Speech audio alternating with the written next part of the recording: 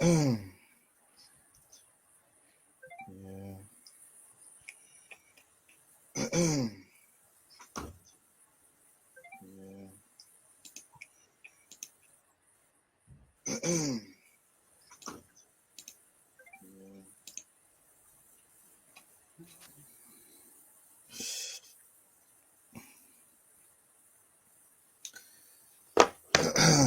right.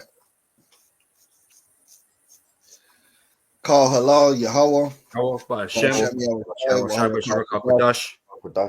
Double honors to the apostles and elders of Great Millstone that rule well.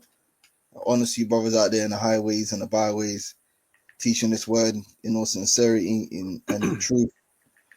I got the light skin. I got the elder Rakar Makapash with me, and the brother, the officer man Jeremiah.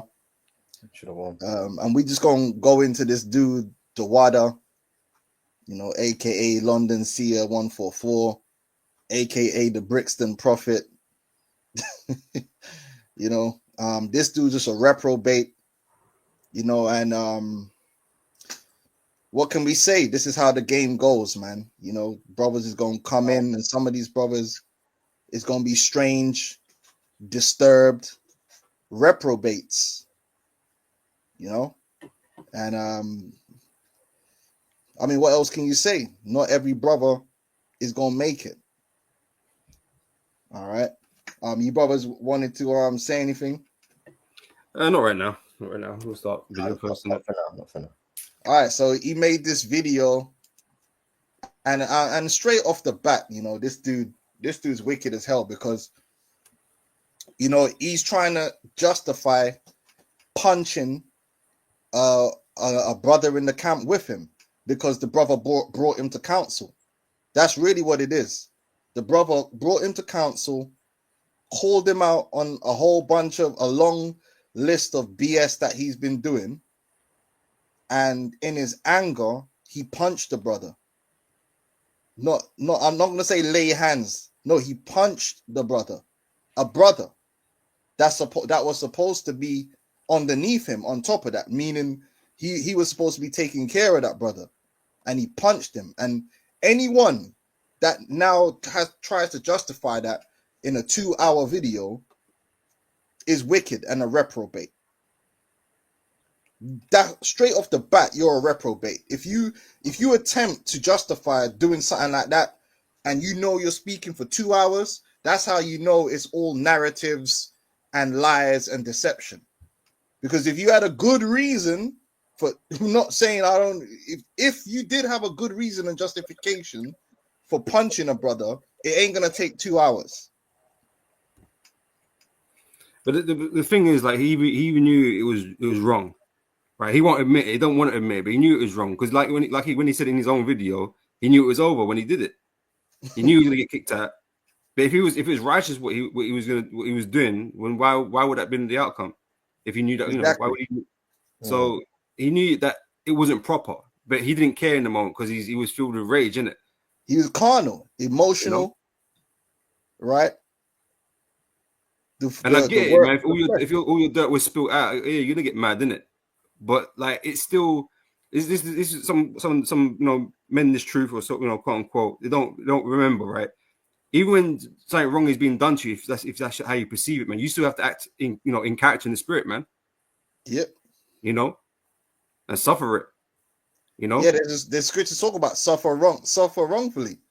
If that's his perception, I'm not saying that he did suffer wrongly, but but like, if that's what your perception, you still need to act as a man of the Lord. Yeah. If that's what if that's what you think you are, But he ain't got no behavior. If I had a scripture lined up, where is it? If I could find it. Is it be angry and sin not? Where did I put it?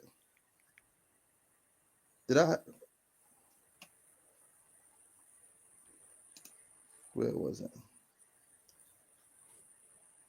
I'm sure I had that scripture lined up here. Be angry. And there we go. Ephesians 4:26 says, be ye angry and sin not. Let not the sun go down upon your wrath, neither give place to the devil. And that's what this guy did. he got angry and he violated another brother, man. And then he's trying to double down on it and trying to justify it because he don't want to be wrong. He don't want to look bad to the eyes of the sycophants that he may have gathered onto himself. You know? But we're gonna get into it. We're gonna let him speak himself into oblivion. And we're gonna bring out scriptures and explain a few things where he's just lying. So am I good to go? Yeah. All right, let's play this, boy. To come down really is because That's Satan, man.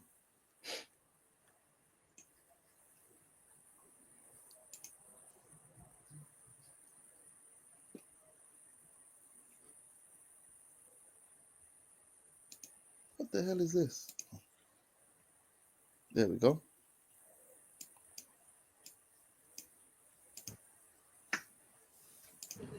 But hopefully the transmission is better here. I was trying to do it over there and the transmission got weak. Let me see if it gets weak. Let me just go for the spirit. All right, so giving all the praises to Yahweh Bashim Yahushai, Bashim Akakor Dosh. Right?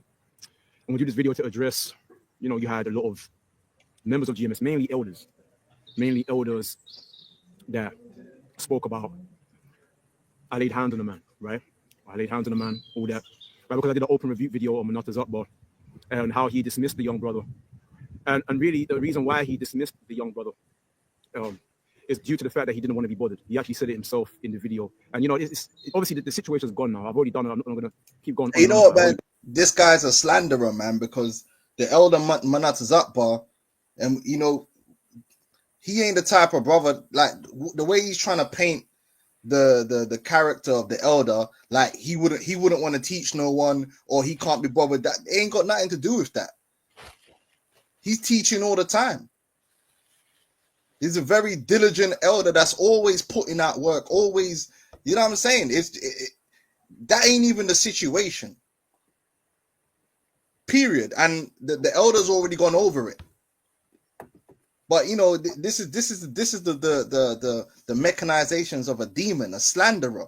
And that's all a lot of what he does in this video is just slandering and trying to cast mud on other men's characters that are better men than him. And another thing we were saying before, it's just his perception. His perception of things is incorrect. Yeah. Because he's got it in his mind that, like they say, he's got, like, everyone's doing something wrong. And, when the brother went down to see the brother in Elder Manata Zakbar, right, when he got told not to, obviously, there was nothing wrong with what Manata Zakbar said. There was no reason for this dude to rebuke. There was incorrect rebuke, man. Yep. But he's a fool. And the scripture said, Proverbs 10 and 18, it said, he that hideth hatred with lying lips, and he that uttereth slander is a fool. And he's uttering slander because he don't truly understand the situation that went down. Simple as that, man. But yeah, let's keep it going because he's going to keep spewing it. And then he's going to end up trying to disrespect the elders on top of that. He's just an idiot, man. Done a review or sit down about it. But that's the whole crux of why I did that. Because there's a lot of people saying, the guy came down even though he was told not to. So what's the problem? But my whole thing was, you should have never told the guy not to come down in the first place. Right? And yeah, you can. You can tell him not to come down. What the hell you absolutely can. He ain't telling him you can't learn. You can learn without coming down. What's this guy on, man? Who does he think he is? Because he's so attached to this fairy tale version of being an Israelite, man. This childish individual. He's very childish and borderline autistic, man. What do you mean? Well, that fairy tale version is like when it suits him. Oh, yeah. When it's yeah. When he's not getting lineups and hair transplants and all sorts. Anyway, I've got a quick scriptures, Aquan. Also, yeah, bring it out. Yeah, this is Sirach 11:10. My son, meddle not with many matters, for if thou meddle much, thou shalt not be innocent, and if thou Yep. follow after, thou shalt not obtain, neither shalt thou escape by fleeing. And you really, him getting involved now has put the spotlight on him, and now all the madness that he's done is gonna come back out on him. Because he wouldn't have to be addressing all this stuff that he did back then if he never opened his mouth. And now even more stuff is gonna come out on him.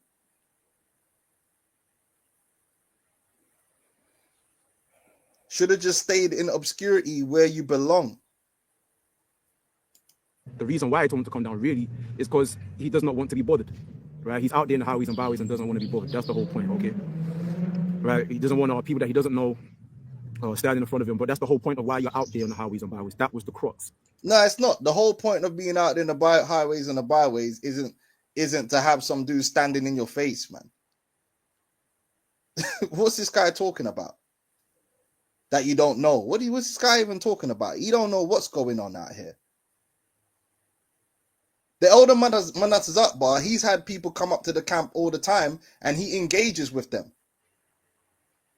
So what's this guy even talking about? This brother, that specific brother, was already watching the videos and learning. So it wasn't like he never had access to the edification. So what's your problem? But he's obsessed with the idea of standing in the street in Brixton in front of people. But then you punching brothers in the camp,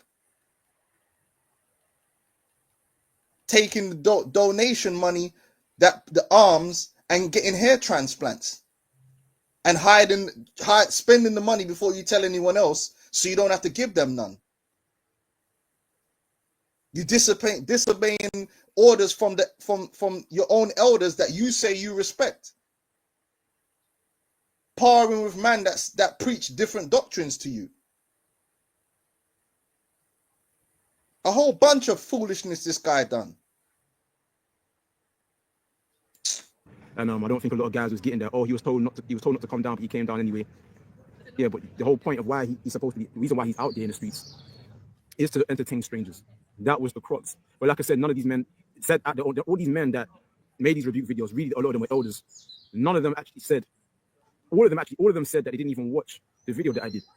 Obviously, like I said, I already said that on my mouth. I didn't expect them to respond, you know. But he's persona non grata, bro. Like, why does anybody need to watch his video? He's not a part of the camp. Yeah, like what? I remember. So why do you need to watch your video? Like you're already out, so they don't need to waste their time with someone that's been kicked out. But like he's so prolific, like he's gonna break it down and we're gonna understand. No, we're not gonna understand. Just shut your mouth, man. You ain't got nothing to say. That's what you should do. Cause now, and it's gonna get worse if I start bringing out all the stuff that Caleb found out about you. Man's watching bare videos about how to attract women. But you're an embarrassment, man. You're an embarrassment, man. You're a false character, man. But I wasn't expecting them to respond, right? But they did. And you understand what I'm saying?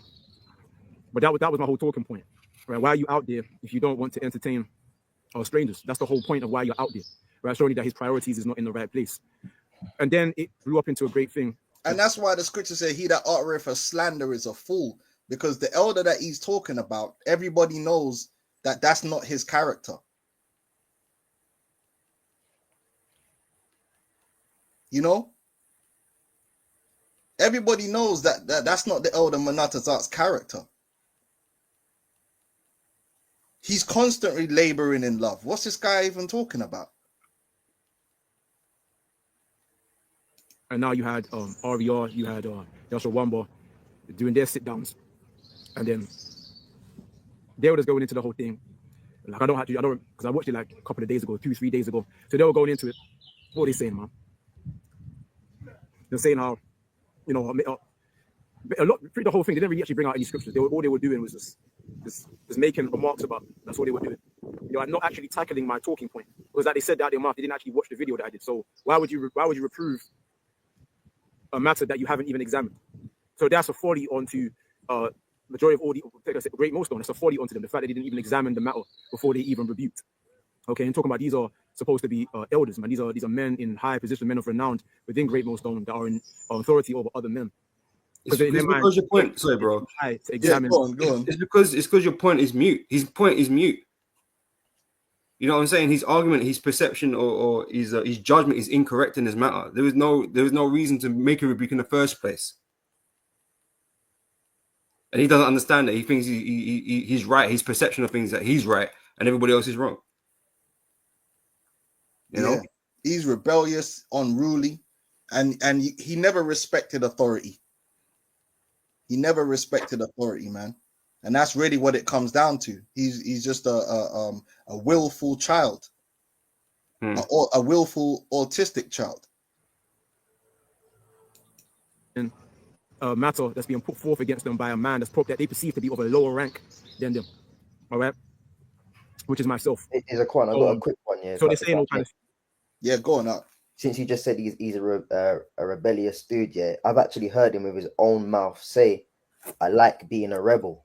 I like going against like orders and that." And this is Job 9:20. If I justify myself, mine own mouth shall condemn me. If I say I am perfect, it shall also prove me perverse. There you go. And that's what he's trying to do. And the whole time, because he's going to go into it, the main issue is that he wasn't initially made the head of the camp. And the spirit was correct, because the thing is, when I chose who was going to be the head of his particular camp between him and Ma'ad, there really wasn't no difference to me between the two of them. They were both, I felt, inexperienced, but the most experienced in their particular camp. And I just picked, okay, Ma'ad's going to be the head and you're going to be the second. And that's really what burnt him from the very beginning, because he just wants to do things his own way. He's rebellious, man, and stiff-necked, stubborn, and proud. You know? The elder Manat Zakbar posted Ecclesiastes 10 and 14. A fool also is full of words, and a man cannot tell what shall be and what shall be after him. Who can tell him? Yes, this guy, 2 hours. And you're gonna see that he's contradicting himself, just all to try and justify that you punched a brother in the camp. It's insane, man. Things saying I'm her, I'm bitter. So all these things, all these deflection tactics, and we all know it's all bullshit. And what else are they saying? This, bringing up dirt on me, saying I laid hands on a man. All the, like, not that they actually care that I laid hands on them. They don't care about that, because it's been like over 2 years ago. So they didn't care about. They're only bringing it up now because they're trying to back their boy, which is Manata Zakbar. No. We did care that you did that. That's why you were kicked out expeditiously.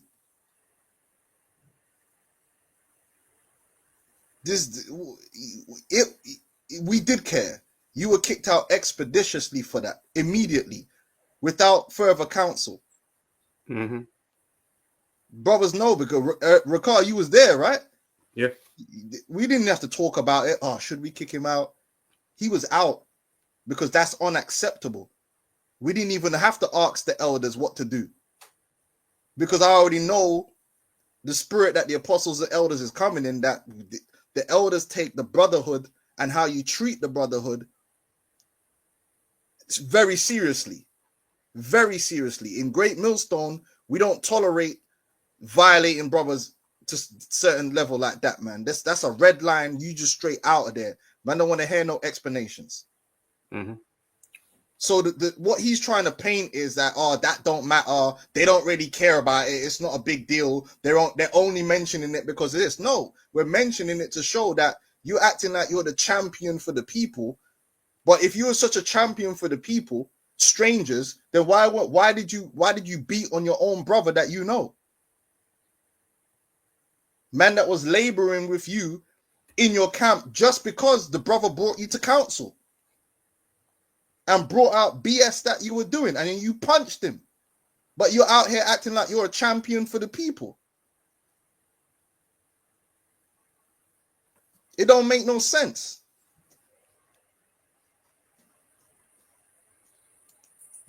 Right? So it's not that they care, but they need to save face. They need to defend the name, the reputation of Great Millstone by bringing up the, oh, see, but look, why is he getting involved? Mind your business. They're saying all these things, right? But these are the same men that be all up in the business of IUIC and all these other Israelite groups and all these other, you know, men and everything. They be all up in their business. But when you try to bring it home to them, they don't want it. They can dish it out, but they can't take it. So that's basically what it is. And that's what we've seen. That's what we've seen. Okay, like I said, we don't actually have any personal sorry. Again, that's his perception. That's his perception talking. He doesn't actually know it. And actually called it out. The same like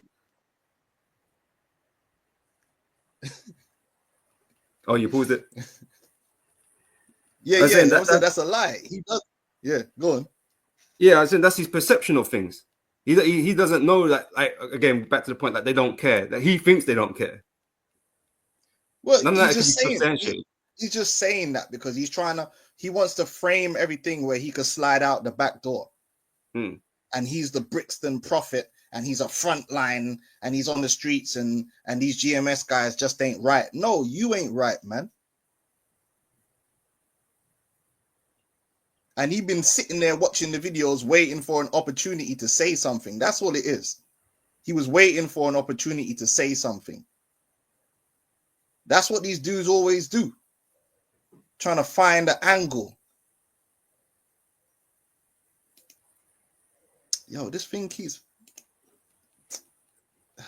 Especially on IUIC, the same way you call out the heresies on all the Israelite camps. Do you understand? Oh, he's bitter. Listen, man, we understand that the Heavenly Father might make it where we all might be in the kingdom. We all get delivered. Right? So we're all going to be laughing about it in the end. Okay? We ain't going to be laughing about it in the end. I'm laughing about it now. Because you're a clown. I've been laughing about it all day. We're all going to be laughing about it in the end. And, you know, we have demons and all that stuff. We have demons, rare. But it comes to the territory. You can't tell a man to mind your business. What's it got to do with you? But you yourself is making videos on other Israelite camps. Right? But even the elder apostle Gabar, even going up the ladder, the elder apostle Gabar, like I said, still have to pay my respect because I did learn a lot of precepts from the elder apostle Gabar. I did learn a lot, right? But at the same time, where this situation is concerning, he did that video on I laid hands on the man. He doesn't know the ins and outs of what happened. He doesn't understand. He doesn't know. And to be honest, speaking as a man, he doesn't care. I don't think he cares. He's only doing it now because he's got to back his boy, Manasseh's up. So again, what he's doing there is it's diabolical. So he's casting down, he's calling into question the integrity of Elder Apostle Gabar. What he's basically, the picture he's trying to paint is that the Elder Apostle Gabar cares more about like the name of GMS and the name of Elder Manasseh Akbar than what's right. This is what he's trying to push, that you know, it's like a cover-up kind of thing. That's casting that's bringing the integrity of the apostles and the elders into question, when we know that anyone could be me, it could be the elder Manasseh Akbar. If we go off, we're gonna get a phone call. If you look at the entire history of Great Millstone, heads get kicked out, heads get suspended. I've been suspended. So to paint this picture that, you know, the elder Gabar, he's, you know, he don't care about what's right or wrong, or he's just trying to protect his boy, as if the elder Gabar is just, you know, no integrity. He's man pleasing or trying to show respect of persons. But this guy's a model character. Yeah. But at the same time, I respect him. This is the kind of bullshit demons that we got to deal with. Oh, I respect him. He's an elder. He taught me, but let me just cast down his whole character so that I don't get all the bullshit I did don't stick to me.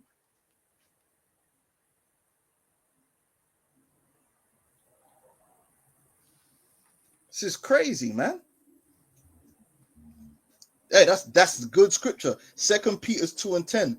But chiefly them that walk after the flesh in the lust of uncleanliness and despise government.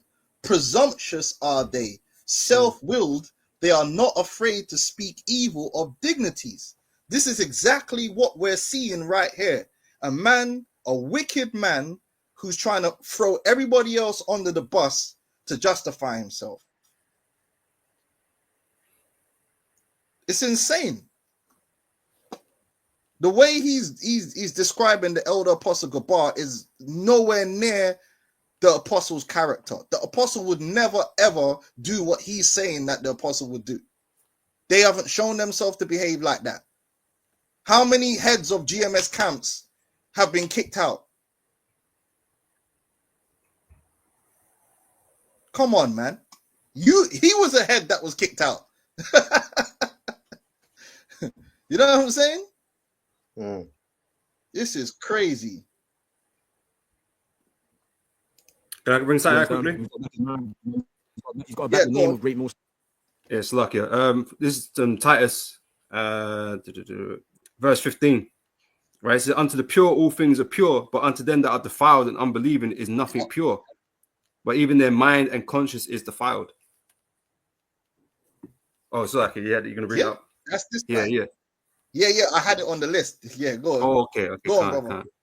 Yeah. So yeah, again, verse 15, Titus 1:15 says, "Unto the pure all things are pure, but unto them that are defiled and unbelieving is nothing pure. But even their mind and conscience is defiled." Yeah, hit the next verse as well. It says, "They profess that they know God, but in works they deny him, being abominable and disobedient, and unto every good work reprobate." There you go. He's a reprobate. Yeah, he might know a few scriptures and he might wear some fringes and he goes out there on the street and says, "You're an Israelite, repent," and all this stuff. But look what he's doing. He's constantly disrespecting righteous authority. He's fisting up brothers at the camp, and now he's on a 2-hour video to justify that. And we ain't even got to the worst parts. This is just the intro. Well, again, he mentioned something about evil suspicions, right? But he's having the evil suspicions about everybody else. The whole GMS, all the elders, they're corrupt, and you know what I mean. It's him. Yeah. If I can, Zakwan, yeah, on that evil suspicions thing, he had a thing where, like, during camp, after camp, before camp, anytime you're in his presence, like, you could catch him literally side-eyeing brothers and, like, looking brothers up and down. And then, like, there's been times where he'd, like, pull me to the side. "Oh, I don't know about that guy. I don't know about that guy." And I'd say to him, like what? Like, what's making you think that? That dumb laugh he does. And it's like, explain yourself. What is making you have suspicions or, like, reservations about people? Yeah, he paranoid, man. Paranoid. Yeah, he's always a looking paranoid schizophrenic. Or he thinks he's super deep spiritual, like he can just see everything. Yeah. Nah, maybe, I don't know. I'm just putting it out there. Maybe he's had a bit too much wacky backy in the past. And he's just paranoid too. You got them paranoid demons on him, man. But whatever it is, that's his problem. All right, let's keep it going. Stone and all that. And as much as I might love the elder apostle Gabar as a father, a spiritual father, a man that taught me things. I remember back in the day where it was him, Tahar, and other elders, top 3 elders, where they would sit there and they had the end of the world thing at the back, and they would go into certain Revelations, Genesis. I learned all that from them. So I can never disrespect men that birthed me, if you know what I'm saying, begat me. If that makes But you have. But he just did. Yeah, and this is what I mean about these guys, man. They'll do a thing and then say, "Oh, no, but I wouldn't." But you just did. Makes sense.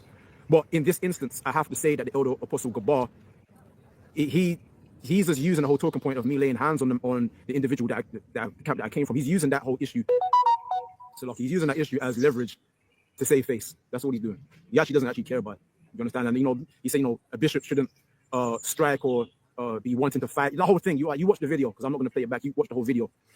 And but you know, though, and this goes now into the whole situation with me and London forecasters. Why I laid hands on the man. This all goes into that. I never desired to be a bishop. I didn't care about it. I didn't care about being an elder. So this is the first thing that shows you that this dude's insane. So where is this? I had it up here. The scripture that the Apostle Gabar brought out, which where is it? Timothy's, right? So if you read 1 Timothy 3:1, right, it says, "This is a true saying, if a man desire the office of a bishop, he desireth a good work." All right.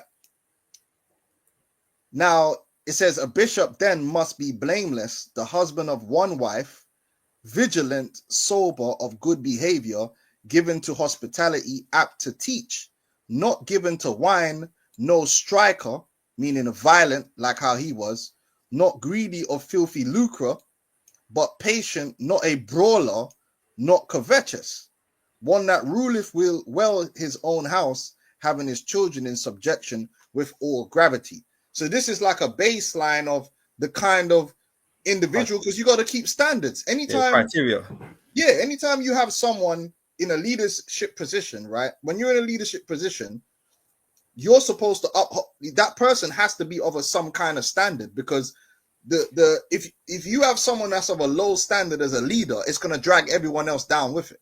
Mm-hmm. It will be rotten from the head down, right? Now, what he's trying to do here is to justify why he struck her, man.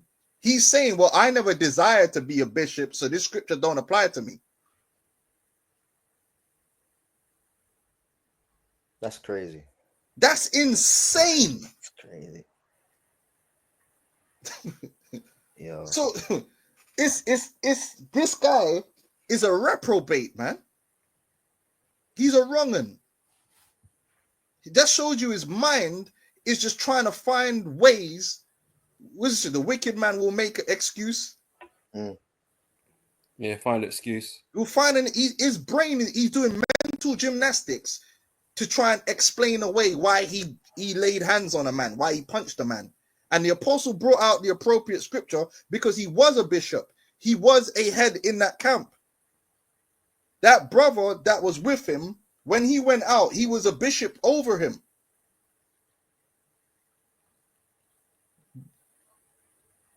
The first part of the scripture, it says, if a man desire the office of a bishop, he desire for good work. That doesn't mean if a man don't desire that office, that nothing that it says after that matters. Well, check the what's it? The heading, man. Overseers and deacons. Yeah, he's an overseer. He was an overseer. Oh no, but I never desired it, so it don't apply to me. Bro, you're a demon, man. So then now what? You could desire, you could be greedy of filthy lucre, and then say, well, you know, I was greedy of filthy lucre, but I never desired to be a bishop. Bro, what are we doing here? I had that preset here for me to read it quick from Sirach. Yeah, go on, Baba Kashar. Yeah, it's Sirach 32 and 17. Yeah, go on. Yep. All right. So a simple man will not be reproved, but findeth an excuse according to his will. That's it. There you go. That's it. He's trying to find an excuse, and he's 2 hours he's going to spend now and go back 5 years before the incident. Nothing. I don't even think, was Caleb even in the camp back then? He's going to go as far back as he can. I'm surprised he didn't go back to childhood. You know, well, when I was 3 years old, Jimmy did take me lollipop. I'm surprised he didn't go far back. Yo, when I was 3 years old and in nursery, that somebody did drink up a sippy cup. And that's why I punched the brother. Yeah, damn demon, man. Yeah, demon, man. And then you guys in London, yeah, that are following these type of individuals, it just shows that you ain't right and you ain't got a clue. You're spiritually dead. It ain't everybody that goes out there that's preaching is right, man. You got a lot of guys that are these I call them NPC Hebrews, man. They're non-playable characters. You don't even know if they exist when you're not around. and they just repeat the same shit over and over again. Mm. But the spirit ain't in them. Because if this dude was real and he was a true brother, he would just apologize, man. And we'd be like, all right, brother, you know, do your thing. It's between you and the Lord. Why? When I laid hands on the guy and I literally walked out of GMS, I was looking to leave Great Millstone, like you're talking about 3 years prior to that. I was looking to leave Great Millstone. I was actually going to leave Great Millstone, right? I was actually going to leave Great Millstone a few years prior. Okay, the elder required come. He's now done a video saying that I ain't right, Londonseer ain't right, because I watched the video. I watched it a few times over. And he's saying I'm not right, saying that, you know, I'm very stubborn. And what did he say? He said, what's the point? He said, that I'm going to... Obscurity. Hey, Elder Rakar, right? Yeah. When we was in council with this brother, was he being stubborn? Yeah. I've never seen nothing like it. I've never been in a council, even in the world, the level of stubbornness that this guy showed in the council. It was hard to settle the differences between him and Laban, you know, mostly from his side. It was hard to settle it. You know, Maad was like, you know, he was gonna, you know, go along with whatever we said, but that, you know, the world was never really happy about, you know, a judgment call or whatever, you know. He wasn't trying to find no solutions. He wasn't trying to reconcile or find an amicable solution. He was stubborn. And at the end of the day, if you wanted to leave GMS back then, you should have just done that. All right? But you're a coward. But you're acting like you're this super duper warrior Israelite, man. Crazy. Corinthians 13:5. Examine yourselves whether you be in the faith. Prove your own selves. Know ye not your own selves how that Yahushua Hamashiach is in you, except you be reprobates. The Lord ain't in this dude, man. The fact that it's been 2 years and it's even said, not only did he think about it before he did it, he's had 2 years to think about what he did, and he still can't muster the humility to accept he was wrong. The Lord ain't dealing with you, man. And you ain't growing, and you haven't grown as an individual in this thing. You're just a Hebrew NPC. Forget the point. I'm going to go to oblivion where I belong and everything. He said a lot of things, right? And it was himself. He can bear witness that I was looking to leave Great Millstone a few years before I actually walked out because of the violations that a man called Laban, the leader of GMS London Forecasters, what he was doing to me, man. Okay, due to his spite, due to his secret competition, right? This one-sided competition that he had with me. And this is me telling the truth, okay? Whether you want to believe it or not, that's up to you. I'm just putting it out there into the cosmos that this is what happened. You know, a lot of men might say it's hearsay and everything like that. But I'm just putting it out there to address the whole Yeah, because he knows he's lying, innit? So it's got to be all this, the truth and a lot of men. Yeah, we're gonna say it's hearsay because most of what you're gonna say is just paranoid bullshit. Like issue that I had with GMS London Forecasters, right? Okay, so it was quote unquote Elder Requirecom, the second in command of over here, the UK, across the pond, Great Millstone. I was looking to leave, so I called him up, right? You're talking about, so this is 2 years, you're talking about 5 years ago, damn, 5 years ago. I called him up saying I'm going to leave, rare. Then he called the council, right? So we had a FaceTime council, we had a FaceTime on the phone, we had a FaceTime council. So it was him, another elder, the light-skinned elder, I keep forgetting his name, right? And then it's me and another, and LeBron, right? Me and LeBron. So it's like a four men on the FaceTime council. So now, you know, I was bringing out how LeBron, the leader, right now, the leader of GMS London Forecasters over here in the UK, in London, how he had like a spite, man, this nitpicking at every little thing I did, nitpicking at any little thing that I did, right? So he could feel better about himself because he had this, you know, measuring himself up to me, right? And everything like that. The whole situation, I brought it all out. And at the end of the council, he had to admit, I'm talking about LeBron, the dude with the eye patch, right? I'll call him Cyclops, whatever, you know. So he had admitted that he was wrong for what he did, right? And so again, Requirecom, even though he's done a almost like a rebuke or saying Londonseer ain't right, he failed to acknowledge that council, man. He failed to acknowledge that council. Now, hey, Rakar, you was in the council, right? Yeah. Do you remember the council like that? Not the way he's putting it. No, like No, I I don't remember think it like that. LeBron took a very humble position in what was going on, and I think because he says he admitted that he did all this stuff that he's saying that he did in it. I don't think LeBron admitted to that. I think LeBron Yeah, was. I don't think that's what happened at all. You know, I'm sorry if I did all that and that's how I made you feel that type of way. You know, Yeah, that's how it was. That's how I remember it. And he was just sitting there being stubborn, like, like he didn't care, like whether he was sitting there just being hella stubborn, like his perception of everything is like cast in stone. You know, yes, LeBron did apologize, but like I said, you know, based off like how he made you feel in it, not basically if it was true or not. He's just like, you know, if that's how I've done it, I'm sorry or whatever, man. But like, it's like he don't believe the man was being sincere or whatever in it. So he don't trust his brother to be sincere, you know. Yep. Yeah, that's how I remembered it. You know, we were just trying to bring it to like a conclusion so that they could be brothers and work together, which I thought that's what was going to happen. But this guy's a demon, and it's proven that he's the problem because now the camp is fine without him. It was him.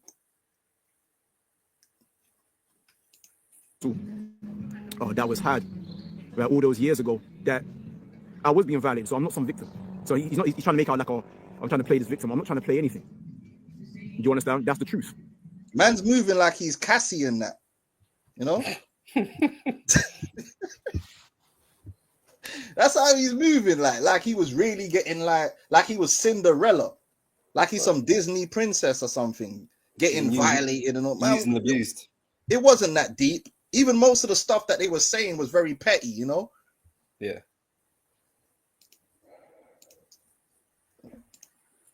Okay. Childish even, bro. You know what I mean? It's just a bit.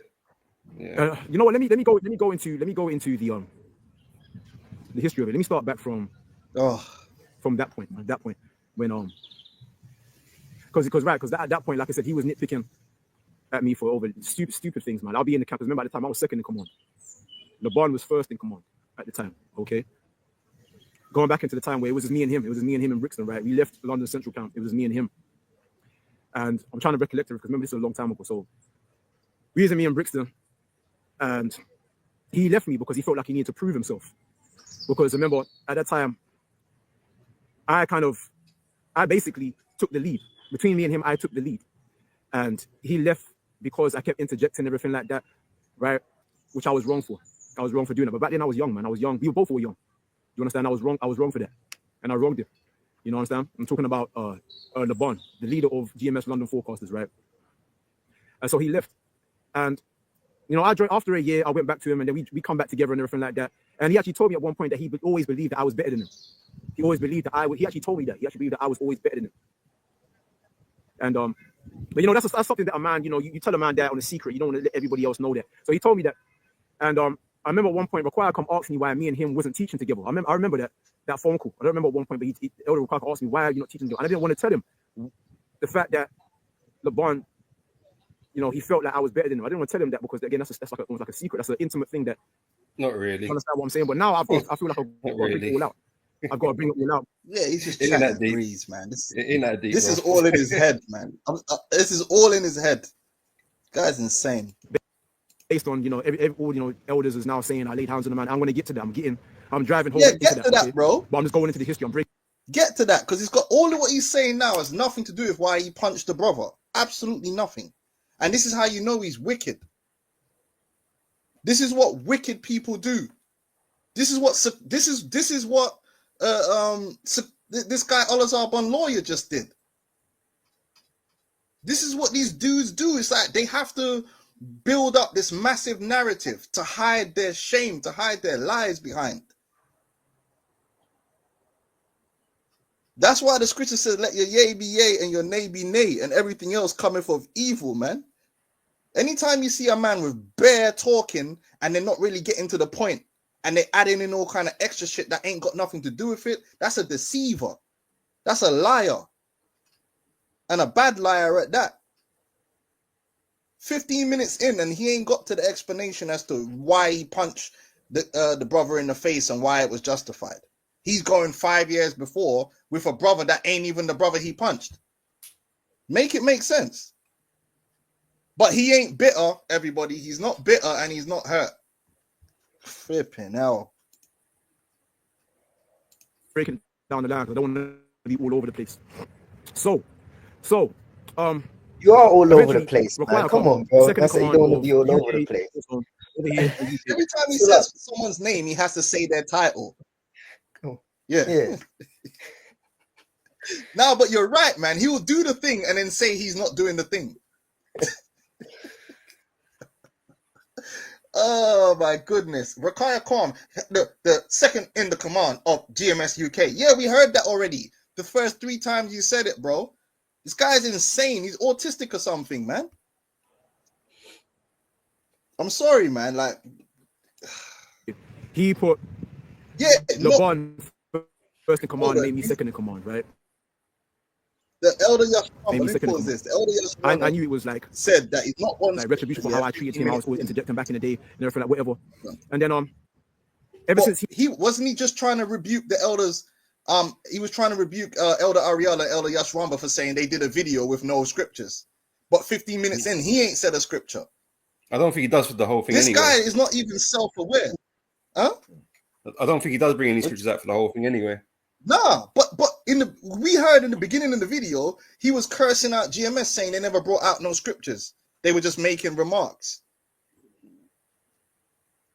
Do you see? This guy's, bro, flipping Alexa's more self-aware than this guy is. This guy is not self-aware at all. Boy. And any of you dudes in London, man, listen, if you're one of these strange, if you with this kind of guy, when you see me in the streets of London, just keep it pushing, man. Don't tell me no shalawam, man. Cause I don't want to be around no femgenites, man. No weirdos. Cause you have to be a weirdo to connect with a guy like this. This guy's weird. he became first in command, he used that position to spite me, to get back at me, man. Right? That's the truth. Okay, how do I know? Because like I said, we had a 4-way council where Require was there, and LeBron admitted that was the case. He was doing it, right? He was actually doing it. I don't think that happened. Right? And in the end of that council, that 4-way count, that FaceTime council on the phone, right, like I was going into, LeBron was like, oh, I'll be the bigger man. I'll be the bigger man, right? And then Require had to check him and said, we're not doing that. And this is exactly what I was saying, that this guy LeBron, he always is trying to play power games, always trying to get the leg over on me, Hey, yo. trying to be the bigger man. And that right there was, Hey, yo, leg over is crazy. That's crazy. That's crazy. right in Require's face. That's what he was about, man. He was trying to just prove that he was the bigger man over me. Do you understand what I'm saying? Nah, the reason I said that is because I wanted them to come to an actual conclusion. That was gonna be a solution. I wasn't, he completely misinterpreted what I was doing. I didn't want it to be like I'm gonna be a bigger man type thing. I wanted it to be like they actually make an agreement and move on. Yeah, that's where I was coming from. But he sees the world like different, bro. It's insane. You got demon goggles on. To prove he was the bigger man. Right? He said, I'll be the bigger man. And he was about to go into something else, but Require immediately cut him off and said, we're not doing that. But as that Require didn't clock that this is the type of man that he is. He's the type of man to try and exalt himself and he wants to be the bigger man. He's got some competition with me, like a one-sided beef. He wants to be, even though he was violating me, right? Nitpicking at any little thing that I do just so he can feel better about himself. Okay. One time, I remember one time, man. And it actually tells you a lot, yeah. When a guy sees someone nitpicking you as a violation, don't you think? Mm. So say that again, bro. Don't you think, yeah, that if you see someone nitpicking you, meaning pointing out when you're doing something wrong or whatever, why do you see that as a violation? Like, to me, that's not a violation.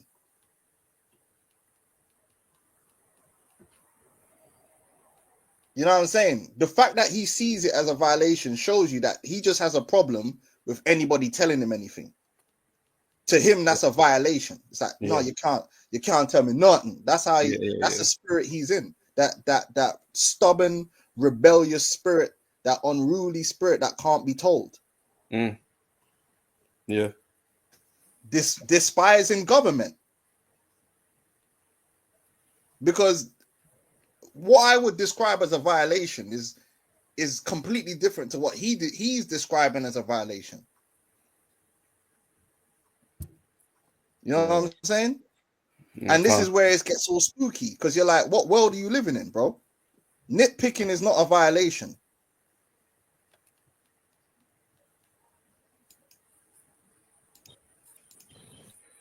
You know, what was it?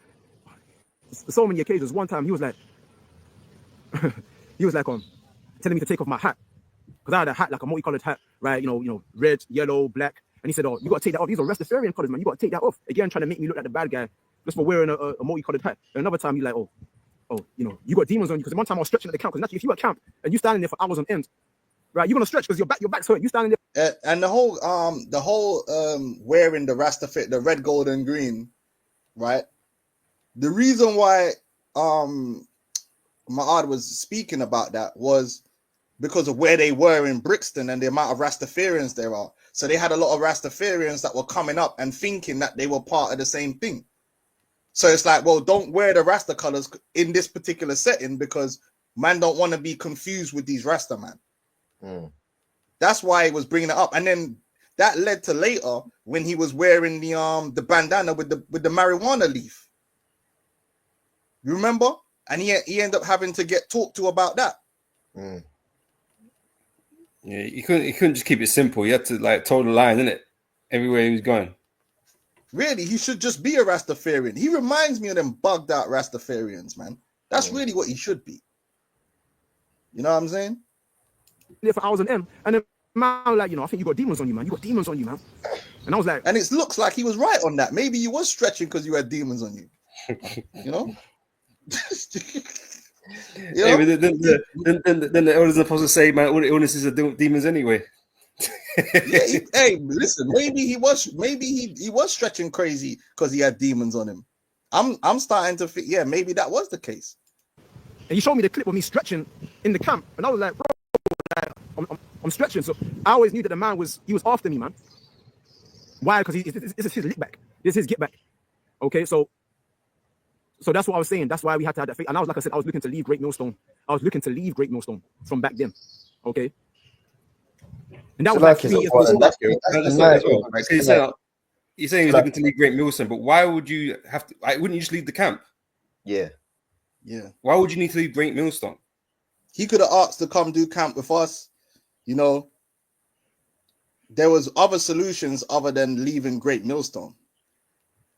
But really, it was a foreshadowing of what was going to ultimately happen anyway, because you weren't really meant to be among us. Because you're a demon. You were, what was crept in, what's the scripture say, man? Yeah, let me get that. He crept in unawares, man. What's that, the book of Jude, right? Jude, yeah. And you know, man, hey, things happen the way it happened, but in hindsight, I should have kicked your ass out, man. But I wasn't watching closely enough. But it is what it is. It's brought us to where we are now. 4. Huh? 4, verse 4. Yeah, okay. Jude 1 and 4. For there are certain men crept in unawares, right, who were before of old ordained to this condemnation, ungodly men, turning the grace of our God into lasciviousness and denying the only Lord God and our Lord Yahweh Shai HaMashiach. I will therefore put you in remembrance, though you once knew this, how that the Lord, having saved the people out of the land of Egypt, afterward destroyed them that believed not. And the angels which kept not their first estate, but left their own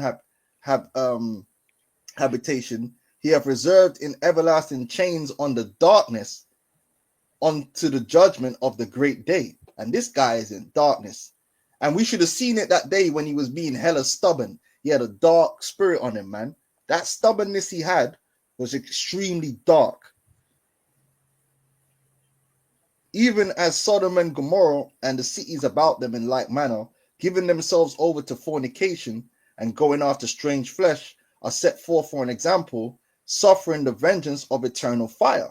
Likewise, also these filthy dreamers defile the flesh, despise dominion. And that's really why he wanted to leave Great Millstone. He wants to just be able to do whatever he wants to do. And speak evil of dignities. All right. Let me just jump down. If I can say, Zaquan, Yeah. The way he operates, it's like it's the Wad's world and we're all living in it kind of thing. Like, and that scripture you just read, any order that, or any standard, any order, he always moved like a gal. Like, he wanted to push the boundary, see how far he could go without getting cut or told off about something. He's always pushing the boundaries. Like, bro, what are you doing? Yeah, but that's why he wanted to go with this camp and that camp and was doing it behind people's backs, knowing that as Great Millstone, if you're not in Great Millstone, we don't keep camp with you, especially if you're teaching different doctrines.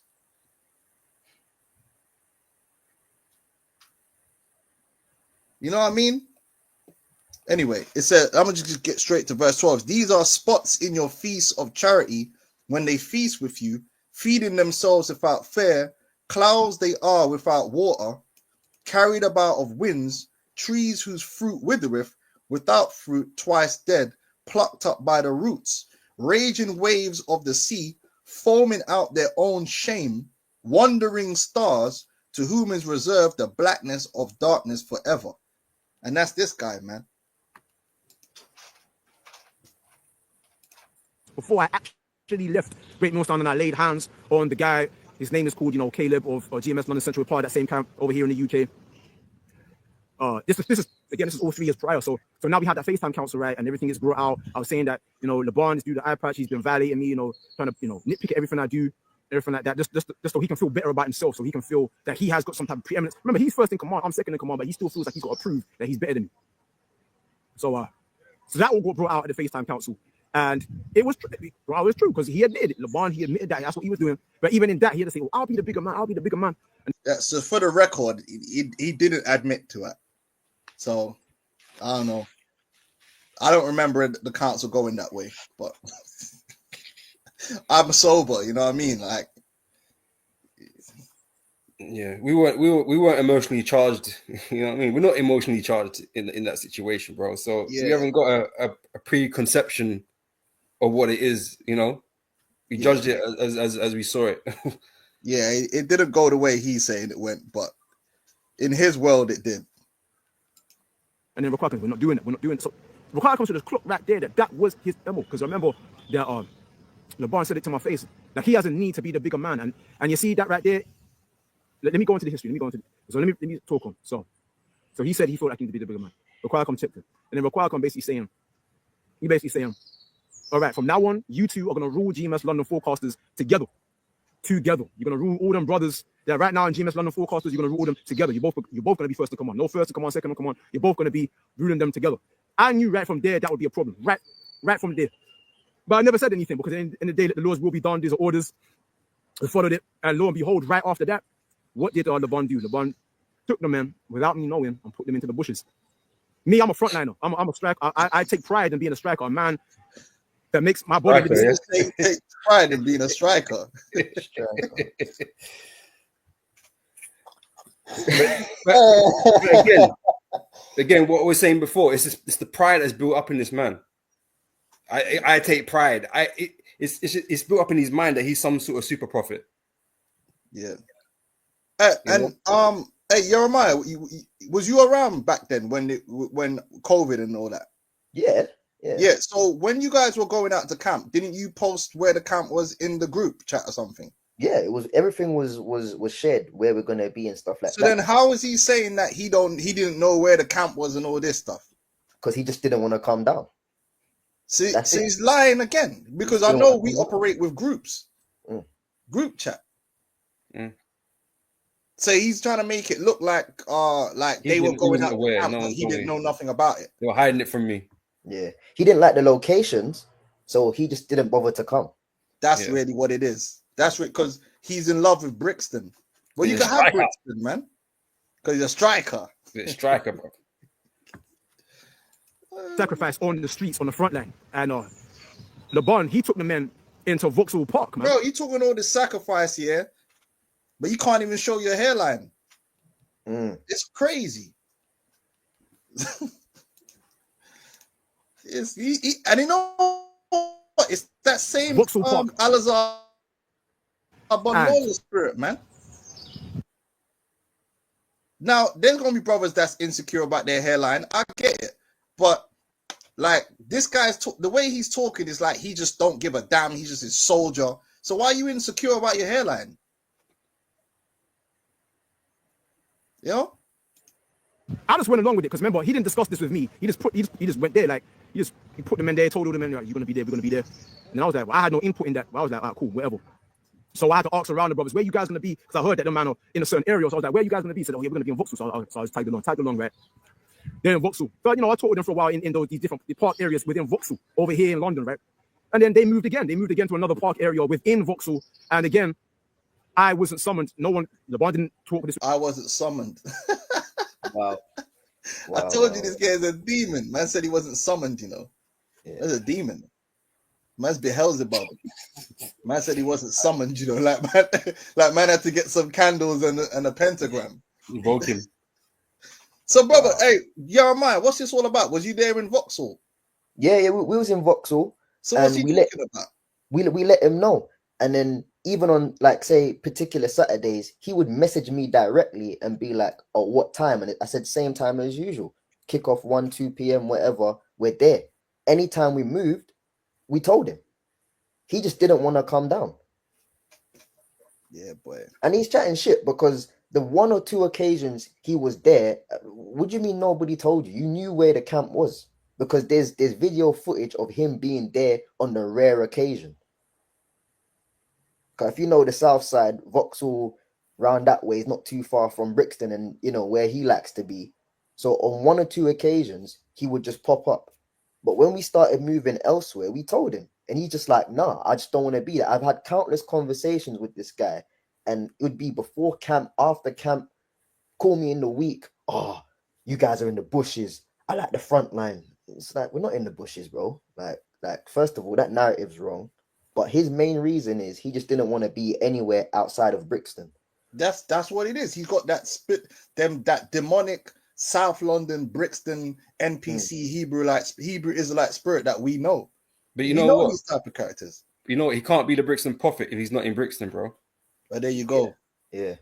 The people them. And then you know why how it don't hold weight? Because at the end of the day, the common sense will tell you that if you're going out to camp on Saturday, if I get to Saturday and I don't know where camp's gonna be, then I'm just gonna phone somebody.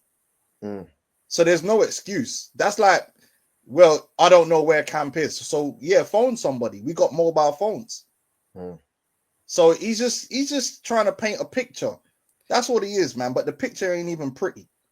It's lucky, bro. I don't know if I will bring this up right now, but like, isn't this the same brother that didn't want to work because of Esau? Yeah. He said, I don't want to work for the white man. It just came to mind, Slakia. Yeah. He was that dude. Yeah. I don't want to work for the white man and all this stuff. He's a bug out, man. Well, I remember when I heard that, I'm like, what? This guy's bugged out, man. He told me he's a quite I don't like the fact that we have to pay taxes. But hold on, didn't Yahweh Shai say, give unto Caesar that which is Caesar's, and that which to the Most High, which is the Most High's? Yeah. Boy. I mean, we all don't like taxes, but we have to pay them, dog. Yeah. Bugged out, man. I had no idea, but I had no input. And that's when I knew right from there that, again, he's trying to assume command and put me to the side. I clocked that. Clocked that. So rather be a grown-up about it and actually have a discussion with LeBron, man was just like, fuck it, I'll just do what I'm doing then, innit? Yeah. And he could have called us. Yeah, exactly. But you see what's going to bake his noodle is that Elder Ramar ended up telling them not to go Brixton anyway. So that just crashed this whole parade, man. It broke his heart. Yeah. That Harlem, because for brothers that don't know, Brixton is basically the Harlem of of the UK, innit? And just like Harlem got gentrified, so is Brixton. These dudes are just in love with Brixton, boy. Anyway.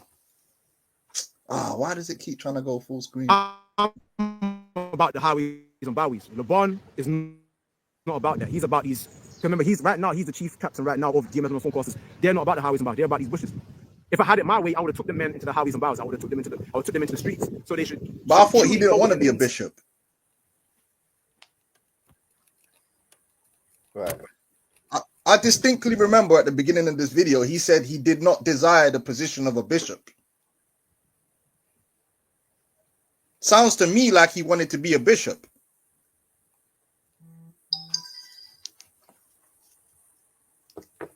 That's what it sounds like. This guy's a demon.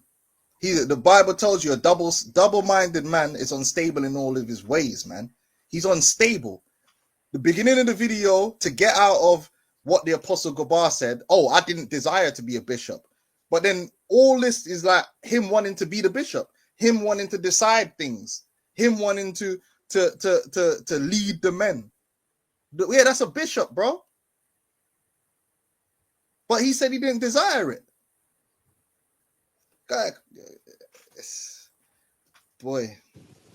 To be, do you understand? To make your body a living sacrifice, to not hide your face from shame and spitting. So, like I said, I'm just putting this video into the cosmos.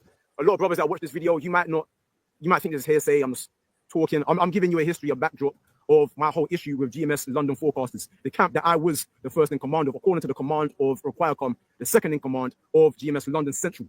Yeah, we know. How many times are you going to tell everyone I'm the second in command? Damn. Okay, so I'm giving you the backdrop of that. Okay, and why I eventually laid hands on the man, which I'm going to get into just to stay with me. Okay. So he's moving the men around without telling me, and I see what's going on. So basically, I'm being ostracized from the camp. The intent of LeBron was to have him put this. He wanted it for himself. Because remember, like I said, the elder said that Yakal demon, that another bug out, another mental patient. He's the one that's pushing this. You guys are not on the highway stuff. Yeah, because he's rolling with this guy. So all these demons end up congregating. Maybe they were in the same demonic space in the spiritual realm. So when they come down, they just end up linking up together. You know me, like brethrens. Maybe the demons that's on him is demons with your car. Cause I don't know how they managed to connect. Because my man's all the way in America, and he ended up connecting with this guy here in London. It's insane. But it's like I was just saying before, all this argument about the highways. I mean, sometimes. Yeah. All this argument about whether or not you're on the highways and that kind of stuff, right? The scripture speaks about the highways and the hedges, but this guy never acknowledges the hedges part, right? Right? Not every brother is going to be on the highways, and we've been on the highways. You know what I mean? We've been to different places already. You know what I mean? We've not stayed in one location. More than him. Yeah. More than him, and we've been to places that's even more populated than him. Like, so who does this guy think he is? And the spirit right now is that we're in the hedges right now, or some of us, not even all of us. Some of us are just, where we are right now through the spirit, right? But you go to check out the word hedges in that scripture, right? It says a hedge, a fence, that which separates, prevents two from coming together, right? We don't have to be necessarily in the main area of every public space possible. You know what I'm saying? So this argument is asinine anyway. But it just makes them feel better because it makes you feel like the men are doing the real thing, which again adds to their ego. Yeah, but he's only in Brixton. Like, what are we doing here? I don't know. I had a body camera on me so I could film every situation where he said certain things. But like I said, when things happen out of the blue, you're not going to fucking remember the date and the time and where he said it. You don't remember the place where he said it. But he said this to me. He said this. He said, I got to be in control, man. I got to be in control. I remember he said that to me, and I never cared about authority and being called an elder. I never cared. But you know what, man? I believe that Ma'ad said that. But I know why Ma'ad said that and would do that, because the way Ma'ad is, man, he tries very hard to do his job. He's fearful. Yeah, like he's very. You know what he's like. Yeah. So if as the leader of the camp, he's always going to be trying to make sure that things are run properly. So I couldn't believe he said that. But my very sincere brother is doing it out of love. You know? This guy a demon, man. Oh, I need to just use this one. About it. All I didn't even care about being. I remember by the time before Elder Require of GMS London Central, before he told us that me and him are going to rule together, man playing second come, I didn't care. I didn't care about all that. I just wanted to teach the word. Do you understand? It's a lie. But again, LeBron, having this secret one-sided competition, because if you bring it to his face, he's going to deny. He's going to say, I don't know what he's talking about. He's going to throw rocks and hide his hands. That's his whole thing, right? But anyway. So he's moving the men around within different areas within London without telling me. Remember, I'm first in command. So is he. So we're both rooting together. So he's moving the men around without telling me. All right? So my whole thing is, man, if you want authority that bad, because remember, I was at this point when I clocked it, I was vexed. I was angry. I was like, I'm not even going to confront him because I don't care. I don't care about authority and being called an elder. I didn't care. First in command. Real power is defying gravity, man. Real power is teleporting. Slacker. He said he didn't care, but he got angry and vexed. It don't make no sense. It You don't obviously make no do sense. care. You obviously disagree, and it was a strong disagreement that you had. But like I said, you didn't really talk it out with the brother, or raise it back to us, or whatever the case may be. You just decided, fuck it, I ain't gonna do shit about it. Then I'm just gonna do what I want to do. Then he starts going on this philosophical rant about what real power is. It's crazy. Oh my goodness, man.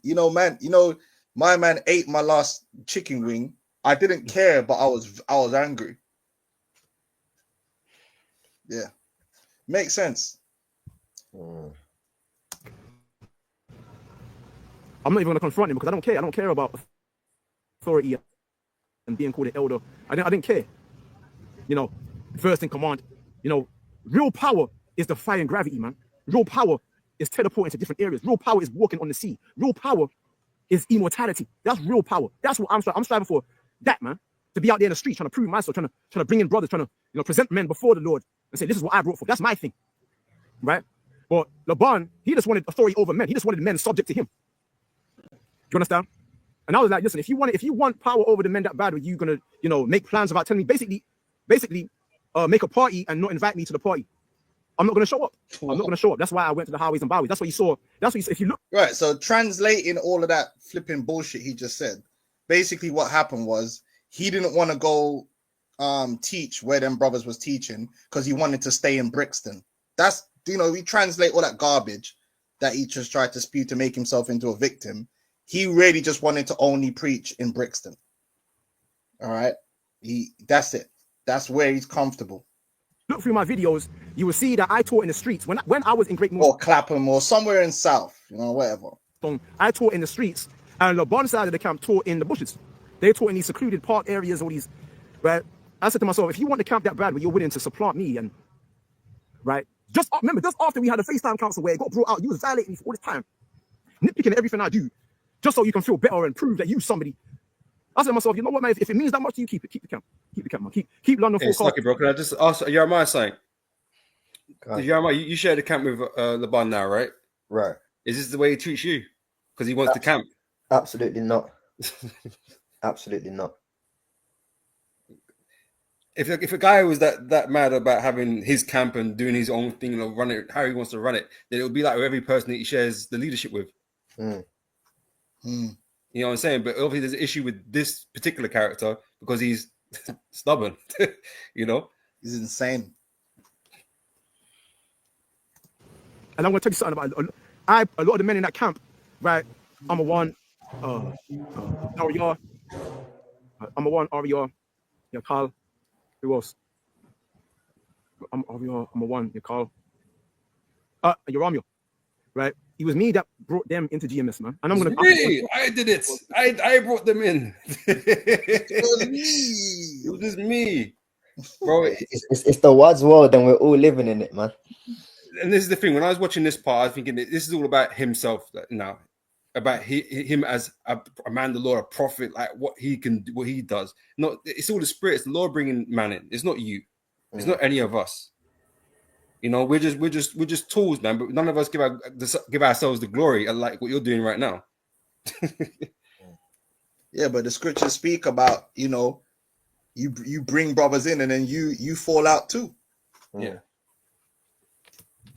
That happens. How many men have brought brothers in and taught brothers and then they're not here no more? Exactly. So what does that mean? But thank you for your service, sir. You know what he said as well? Your country appreciates you. You know, he said as well in the first video when he was addressing the elder Manatas Akbar, he goes, you turned away that brother. I want that. And he goes, talking about the elder, he goes, do you not know that your name could have been exalted?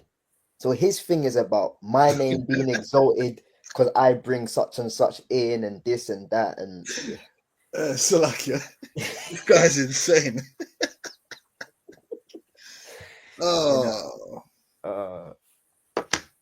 First of all, man, it's the Lord that brings in the fruit, you know. It's Yahweh Shai that brings anyone into this thing. All right. 16th gracious, man. I have to go in. See, there's so much ins and outs. Do you understand? The same guy, Yoram, the guy that's talking so much rubbish against me right now, you know, he's like the second in command of GMS London Forecasters. He's in great millstone because of me. Yeah, it's messed up when you recruit your replacement, isn't it? it's peak. That shit got hurt. It'll hurt me. I'll tell you the truth. You know, like, you know, if you you know, imagine like you're at a job, yeah, and like you tell your brethren, oh yeah, apply, and they come in and you know you train them, and then you get fired and they take your job. Man, be hurt.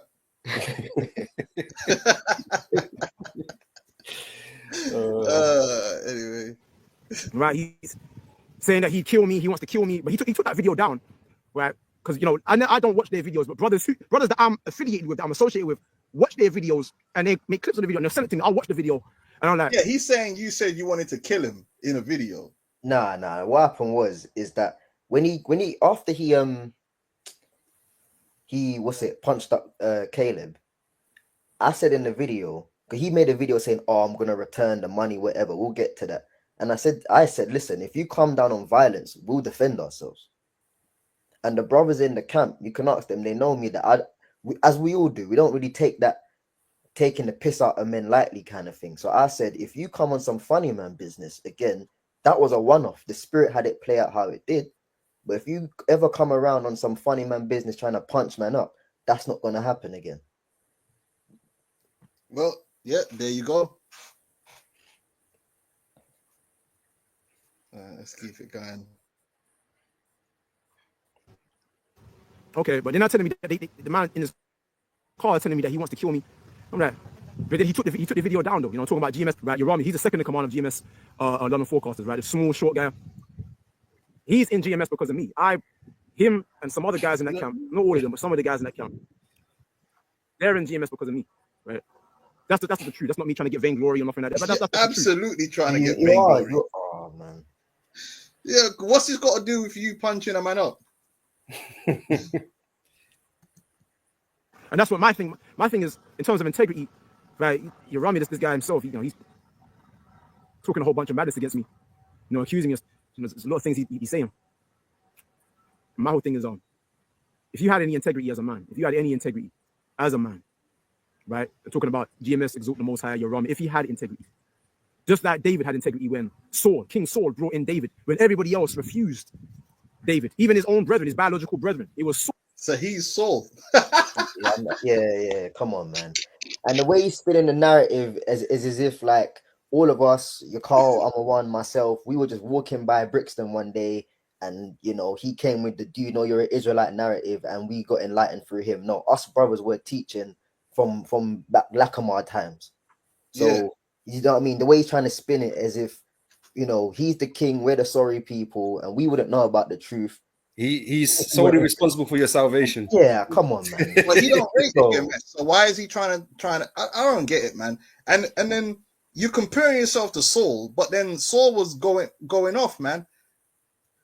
So and Saul was the king. And then but I'm gonna let him speak, but he's about to break it down wrong anyway. Saul that brought in David.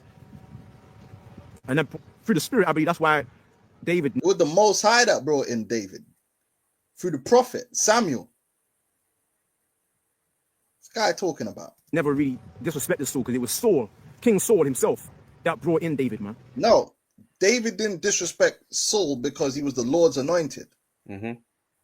So this guy don't even, he's trying to twist everything to surround him and his BS. So basically, because of that, Yeramia can't rebuke him. That's why he got so angry that Caleb brought him to council. Because his thing was, oh, you're beneath me, so you can't bring me to council.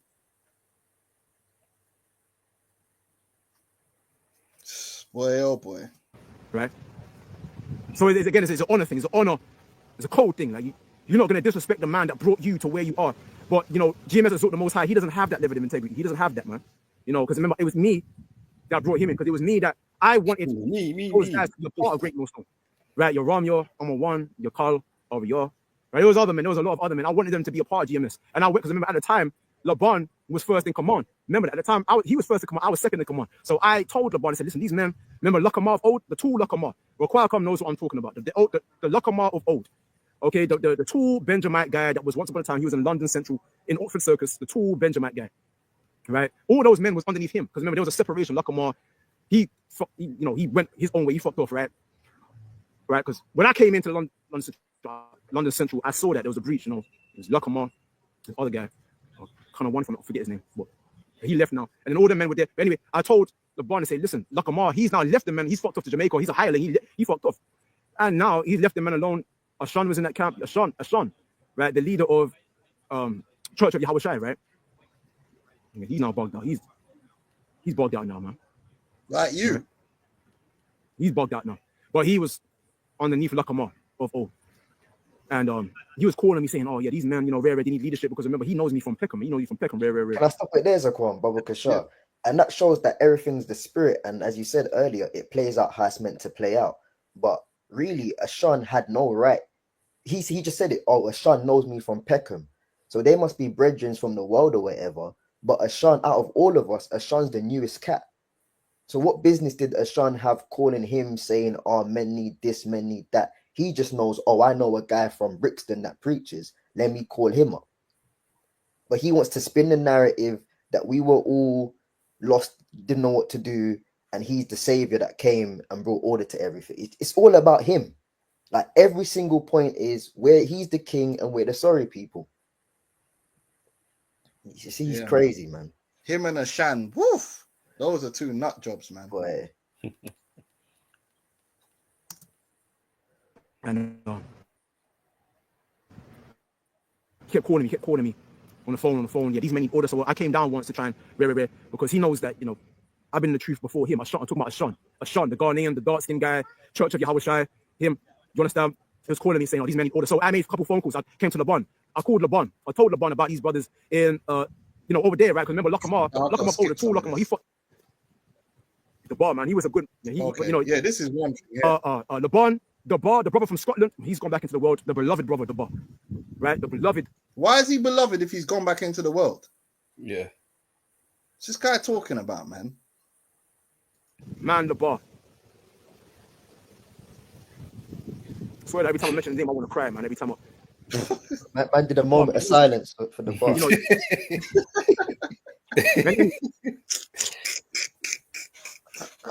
Niggas in the world, man.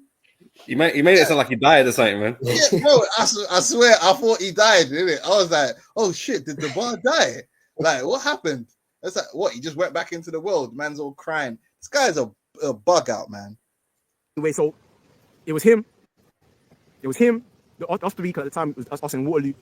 And all the men that was once upon the Luck, I've got to skip some of this because it's all irrelevant. Always seen you and me as alpha males. Okay, this part now. Because I asked Ma'ad about this. Ma'ad said they were talking about women.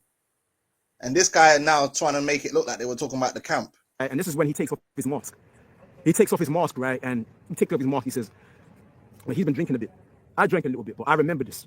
He's in his drink, right? Drinking the red wine. And he says to me, you know, I've always seen you and me as alpha males.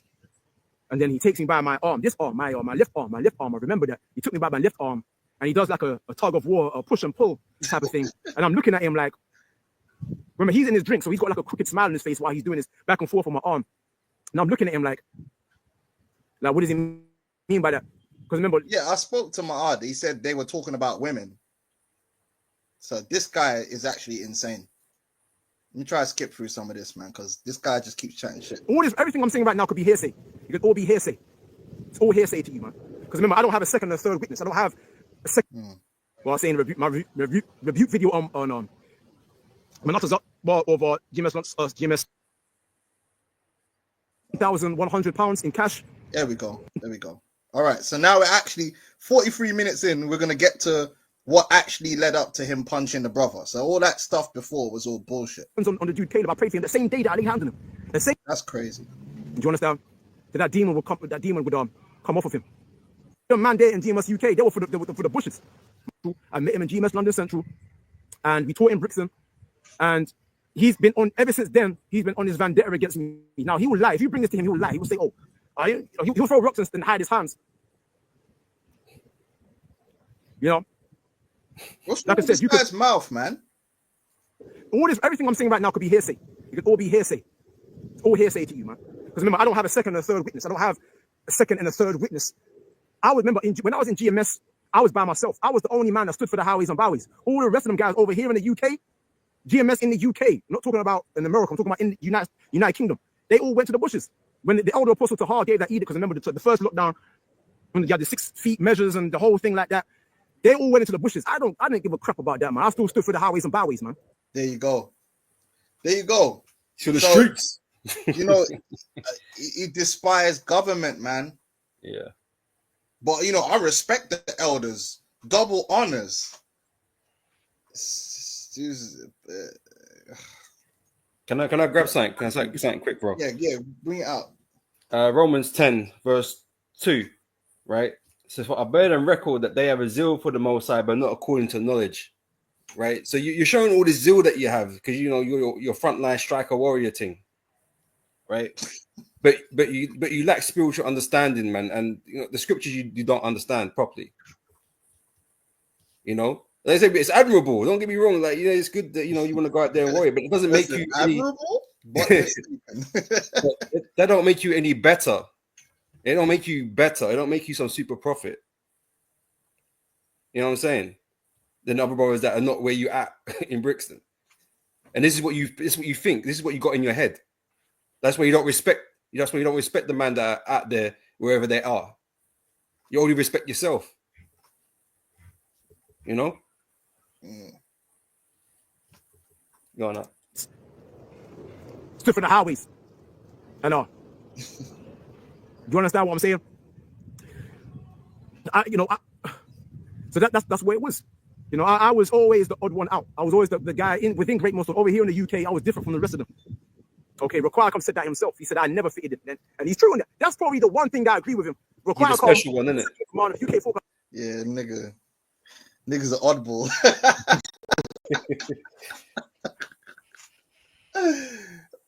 That's the one thing that he said was true in his response video of what I was saying my review video on Manota's up over GMS South Carolina, right? It was true. I never belonged. You know why I never belonged? Because I was for the Howies and Bowies. All the man there in GMS UK, they were for the bushes. Man, and I was never about that. So what's the byways then, bro? You see the funny. What's the byways then? But what he's saying is like, bro, what are you talking about though? Like, it's just this is just fluff, innit? It's difficult for me to engage my brain on the level that he's on because it's just let's keep going, man. Going back to the whole talking point, LeBron, right? Even in that, I never hated him. I still pray for him. I remember praying for him when I was working in that Indian shop. I was doing like deliveries on my motorbike, on my moped, not my motorbike, on my moped. Okay, I remember praying for him on the side because I was waiting for orders, whatever. I remember praying for him. I always prayed for him, man. That demon, that competition demon, will come off of him. Right? Do you understand? That demon would come off of him. So don't ever think that I hate them, man. I don't hate them, man. I didn't hate them. I always prayed for him. Even when I laid hands on the dude Caleb, I prayed for him the same day that I laid hands on him. That's crazy, man. So my thing is this, right? What did you pray for when you prayed for him? Like, did you pray for his wounds that you inflicted on him? Pray for him to learn how to duck or something. Like, this is crazy, man. You laid hands on a brother that's in this truth with you, and then you prayed for him. Boy, I don't know. I don't even know if I need to explain how crazy that is. Yeah. The same day that I laid hands on Caleb, I prayed for him that very same day. So I never hated him.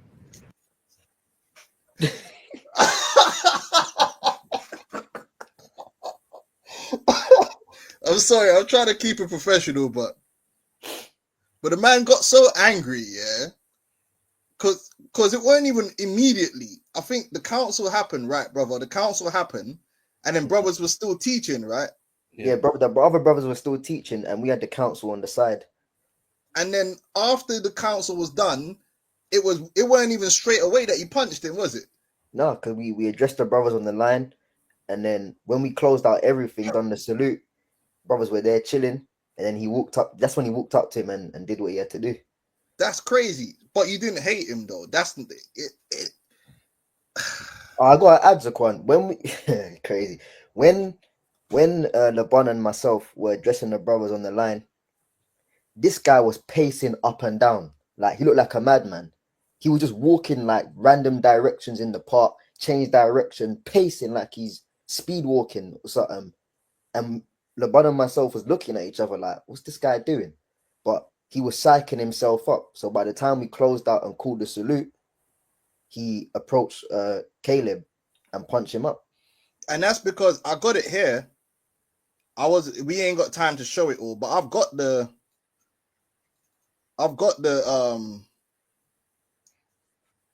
documents.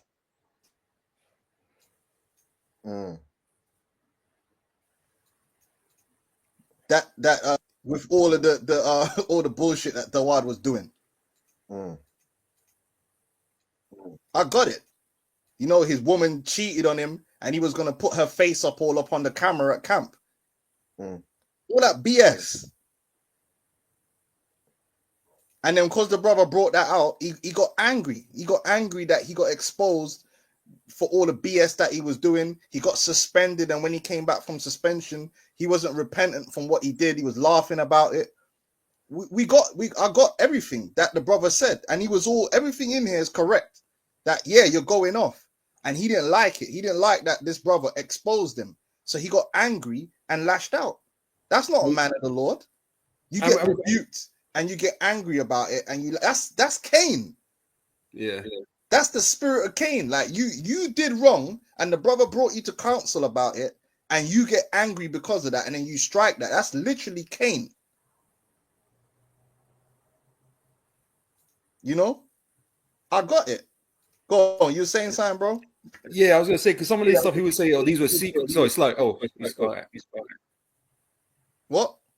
No, I was gonna say some of these things he would consider secrets, but like that woman issue that he's gonna put up on the camera, like that he made that he was doing that at camp. That wasn't private. He made that. Yeah. Like, why would you do that if your woman cheated on you because for whatever reason, probably because you're mad, yeah, and she's probably mad as well because people that are mad get together. Yeah, so no doubt she's probably a nut job as well. Why are you trying to put her face and all that shit up on the camera? That's not what the camp is supposed to be for. And the brother told him that. The brother said, nah, there ain't no edification in that. But he's a carnal man. And because the brother exposed it, then he's getting angry. Oh, you're giving away secrets. Bro, you're a nut job. All right. Right. And that's why I delivered the money. You see that money? The 1,100 pounds in cash. That's why I put it down. Right. So damn, man, there's so much that happened, man. There's so much that happened. So let me go back to because we had the whole situation where LeBron took the men to the bushes and moving around without telling me. Right? I clocked that. I went into the streets. We took them into the bushes. He took them to what was it? North London, deep into the forest. Yeah, like deep into the forest, man. The elder Yashawan was and I was like, I'm driving up there. I'm gonna take the elder Yashawan my moped up there and driving on the comment board that the hedges is the bushes. But like I said, this guy, he's an NPC. That's all it is. He's a non-playable character, man. He doesn't have any deeper understanding than what is on the surface. And even then, he don't even apply it the way he really claims to apply it, as we're gonna bring out. Up there into some deeper sound some forest. I'm gonna teach in the streets. And who accompanied me? Caleb, the dude that revealed all my secret, the dude that I laid hands on. Caleb and right, he keeps saying that Caleb, and you're gonna hear him repeat, Caleb revealed all of his secrets. The secrets he's talking about is all the bullshit like he was doing, like going to keep camp with other camps outside of GMS. You know what I mean? Like the stuff he was doing with the money. Like to him, that's the secrets.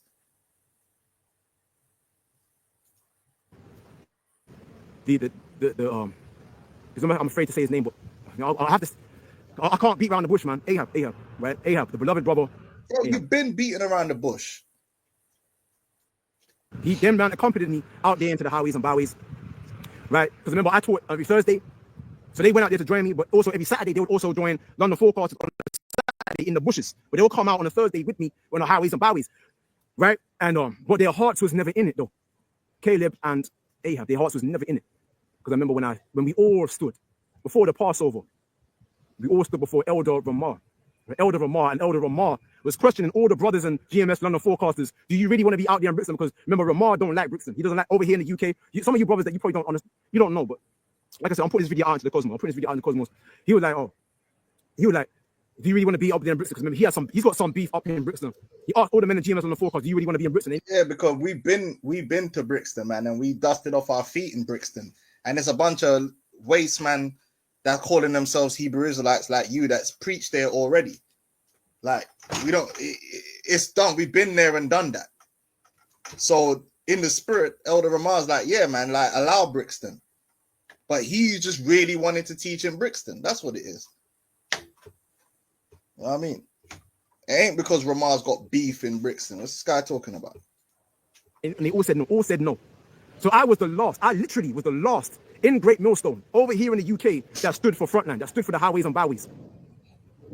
But when we stood before Ramah, I was kind of surprised. You know, Ahab and Caleb, they wanted the bushes. They didn't want to be out there in Brixton. So remember, our whole season, they were out there with me in Brixton. So why was you there and you didn't even want to be there with me? I was like, well, you know, it's all for the spirit. They didn't want to be there. And it had nothing to do with Brixton.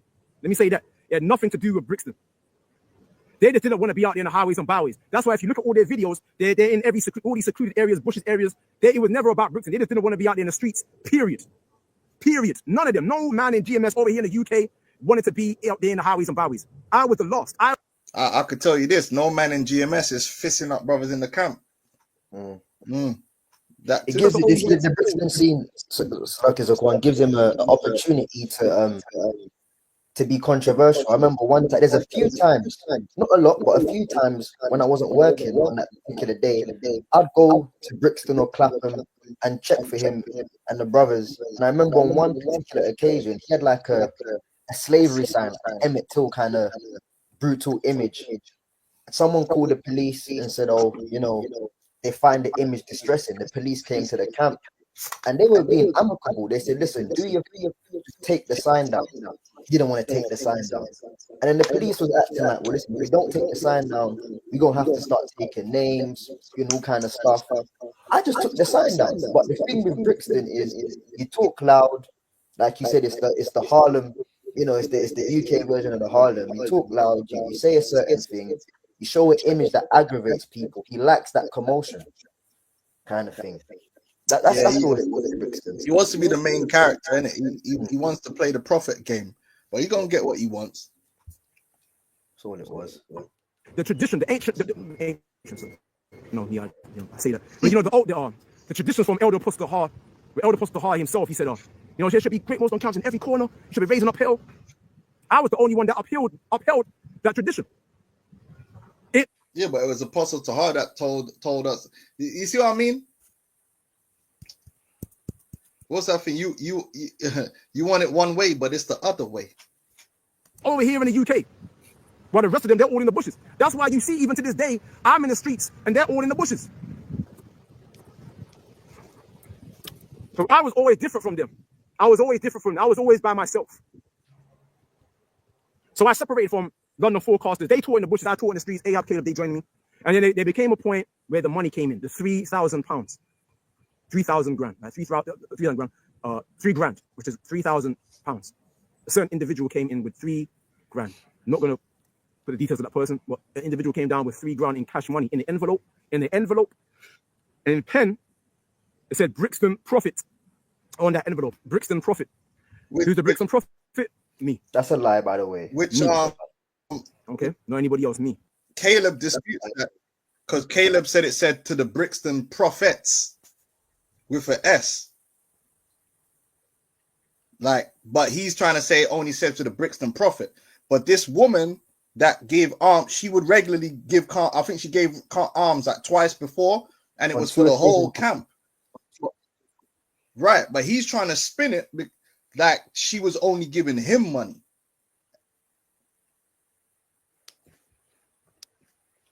The woman's given us money. She's given and she's given us on 2 occasions. She gave us a set of like history books, it's like encyclopedias and stuff like that before. But this time he's trying to claim, oh, the money was only for him, £3,000. Because he deserves it. Because he's on the streets. Yeah, because he's frontline, bro. Ark. He a striker. These men don't deserve it. Striker. Power up. Yeah, go on. Okay, I'm the Brixton Prophet. So this is a sister that's been following me from a long time. And following him. Wow. And she came, and this is the time when we were teaching Clapham Junction. Clapham Junction. I shouldn't have said she. But this individual came down with an envelope with she don't know my name. My name is Dawada. This individual put Brixton Prophet on it. So this is money, and this is why I'll go into the older Apostle Gabar. He did that sit down about me, right? He did about sit down about me, how I laid hands on the man, the bishop shouldn't do this. Rest of that whole sit down, right? And in that video, he spoke about money. He actually spoke about money within that sit down that he did, and I found that to be so spiritual because I didn't agree with the sit down that he did because if he didn't even care about me laying hands on the man. He's just using that as leverage, right? Because he's got to back Manata's up about the whole reproof video that I did, right? But it was spiritual that he's brought up the money in that video, the sit down that he did. So that it was about money.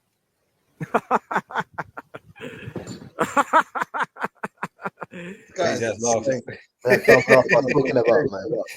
He's insane, bro. It's actually mad. It was about money, right? And it was about money.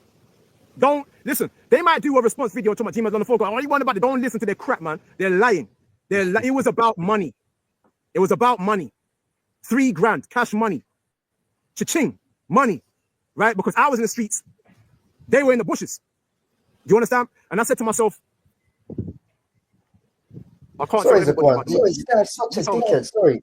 That sister, when we were in the so-called bushes, she must be from South, and she located where we were on the previous occasion and gave us money.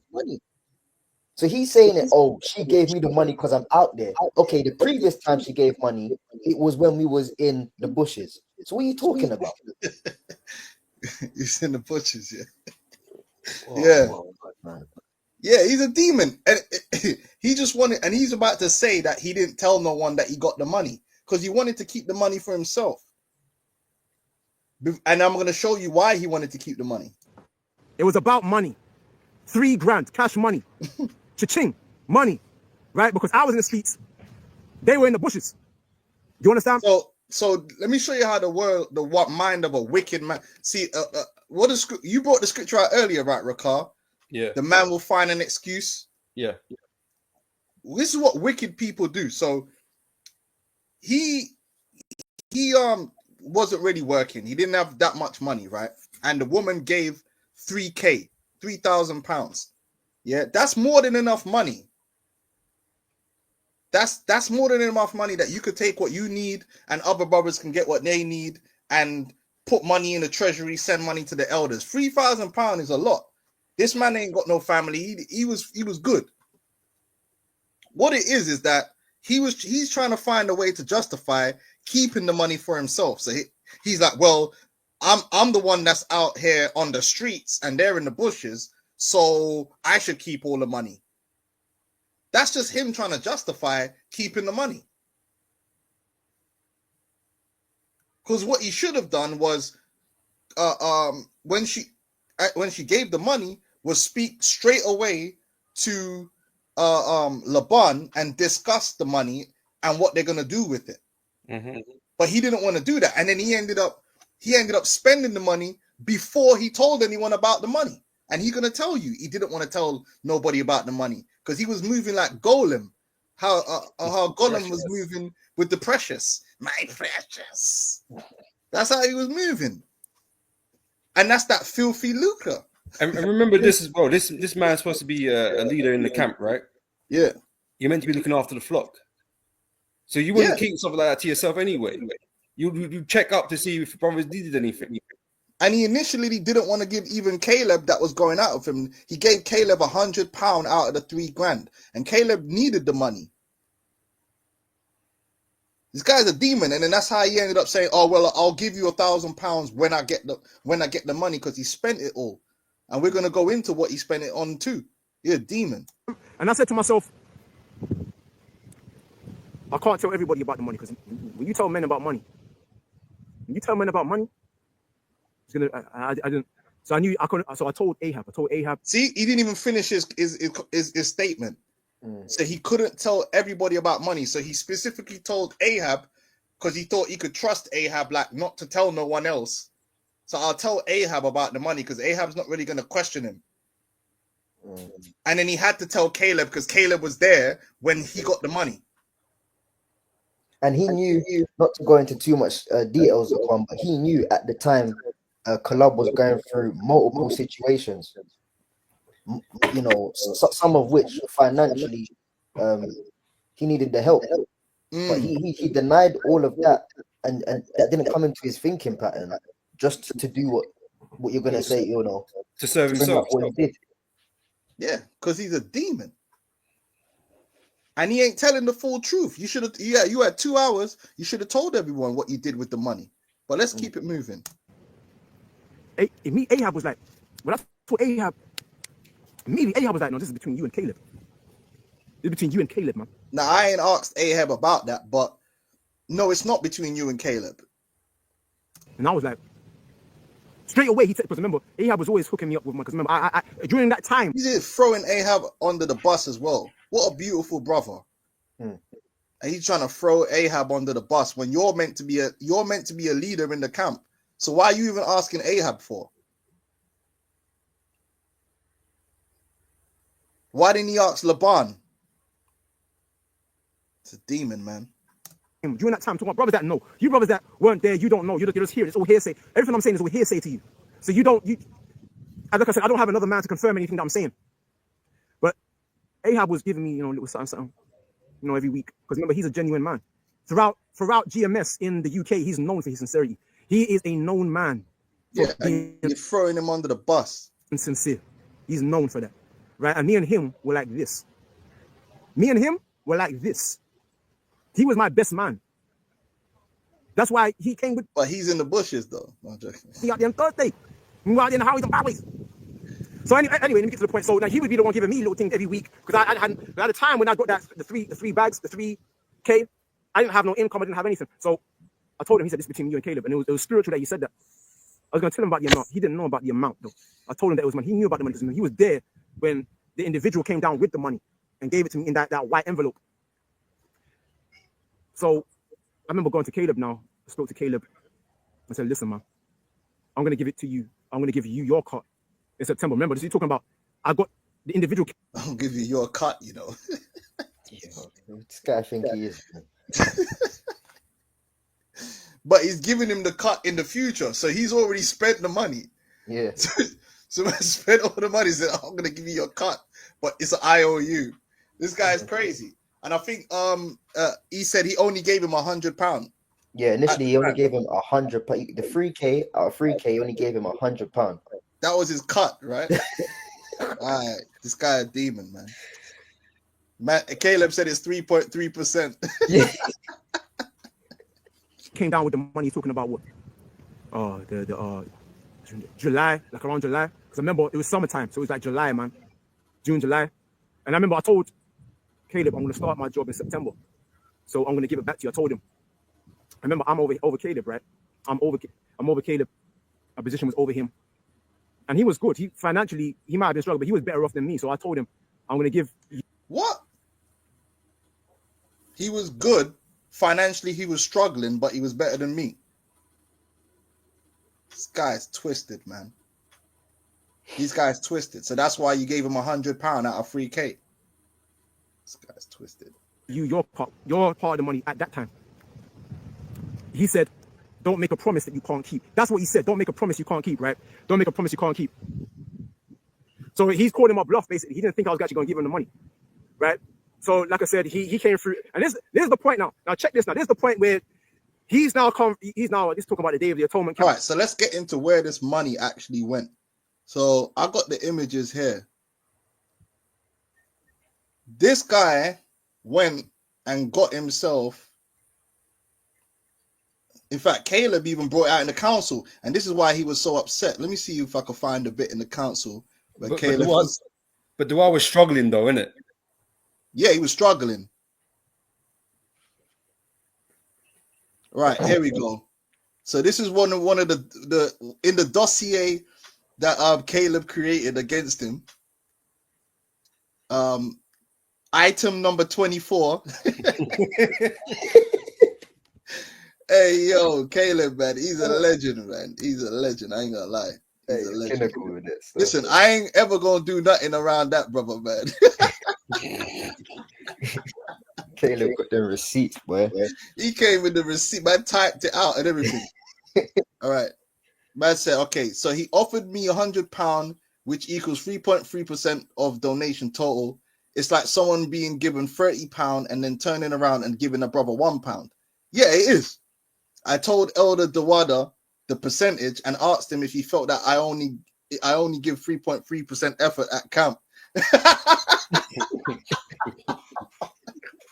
Hey, yo, Caleb's a legend still. Or what? He was forced to admit that I contribute more than that, but I did not press the issue any further. His excuses for using the money were, I'm not good at maths and I'm not good at saving, and there was a surgery that I felt I needed. And this money came at the perfect time, so I just took the opportunity to do it. But it was always my intention to pay you back when I get my new job. So he spent the money, among other things, on surgery, right? Now, if you brothers from America, you got to understand here that in the UK, we have the NHS, the National Health Service. So if you're sick and you need surgery, right, you just go on the NHS and they'll book you in whenever the next available surgery is. And you don't pay nothing. Yeah? That's how it works in the UK. The only surgery that this dude could be getting that he's actually paying for is cosmetic, because the NHS don't cover cosmetic surgery, right? And that's exactly what this guy did. And Ahab caught him. I'm trying to find a bit where he says it, but I'll just show you the images. Hold on. Let's find the images. So what he actually did was he went and got a hair transplant. So you see here where he's got this hair missing at the back of his head. Yeah? He was he put the camera on and he was doing something and it caught the back of his head. You see it? He sneezed. Oh, he sneezed. It was a shot. Right? This is what happens after you've had a hair transplant. They take the hair from the back of your head and they put it at the front, because he had some kind of problem that mashed up his hairline at the front. So he spent the money to fix it. In fact, he was getting lineups before that, which was one of the things that Caleb was mentioning against him, that he was getting lineups. because of his hairline. Let me see if I can find that real quick. Mm. Do you remember where it was in it? No, I had it on my phone, you know. See if I can find But it. this guy was doing bad things, man. Goodness gracious.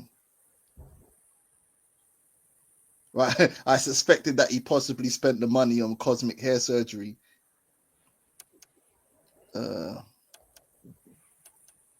There's this thing.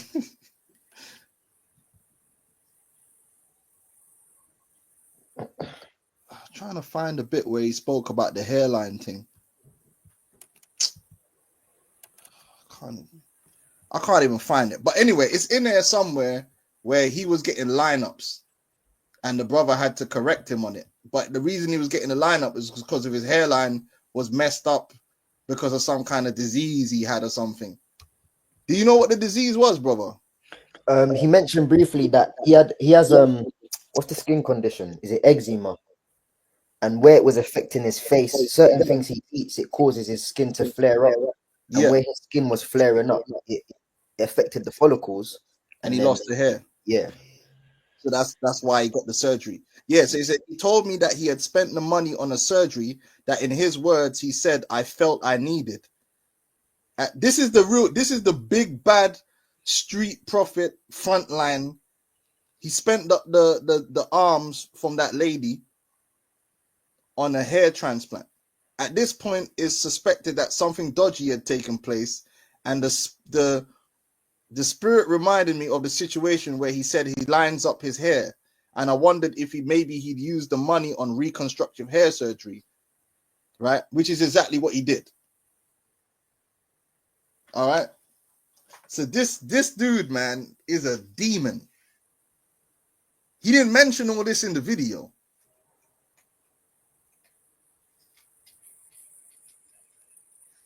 Cha-ching. Yeah. So, yeah, this is crazy, man. Camp area, and that whole bit. And then he comes through on a Sunday now, he's saying, I don't want to teach with you anymore, right? Because he's in his feelings that I didn't give him his cut at the time that he wanted, the cut of the money, the time that he wanted. That was part of it, the way you treated him, because the brother was struggling for money, and he was helping you out. He was traveling to where you are because he was hella bummy because you didn't want to work for the white man and all this stuff. So he couldn't upload his own videos. So the brother was traveling from where he was in London to where you are to collect your videos to upload them for you. He was helping you out. If I may add, Elder, yeah, it was the entire, I ain't gonna say the line, but it was the entire train line on a Sunday. The brother had to go back and forth just to give him an SD card. Yeah, that's crazy. Doing all that traveling just to get an SD card to upload your videos. He was more than helping you out. And you only gave him £100 out of the 3,000, knowing that the brother was struggling financially and knowing, you know, the other personal issues that brother has. And you saw fit to use the money that you could have helped him with to get yourself a hair transplant. And you're out here trying to act like you care about that. Elder Manasseh Bakbar, he don't care about the people. He couldn't be bothered. Brother, you couldn't be bothered to give man that was in the camp with you money to help them buy food and pay their bills. You took that money and did a hair transplant, man. What is you talking about? That's why it matters. Dude's a demon, man. Dude's an absolute demon of the highest order, man. Oh, them man in the bushes. So I should take the money so you could fix your hairpiece. Yo, this is crazy, man.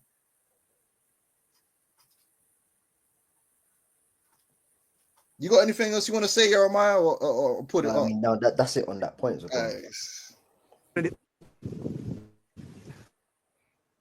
Right, saying you don't teach him, saying, oh, you might be good at teaching, but I'm more spiritual than you. Saying he's more spiritual than me.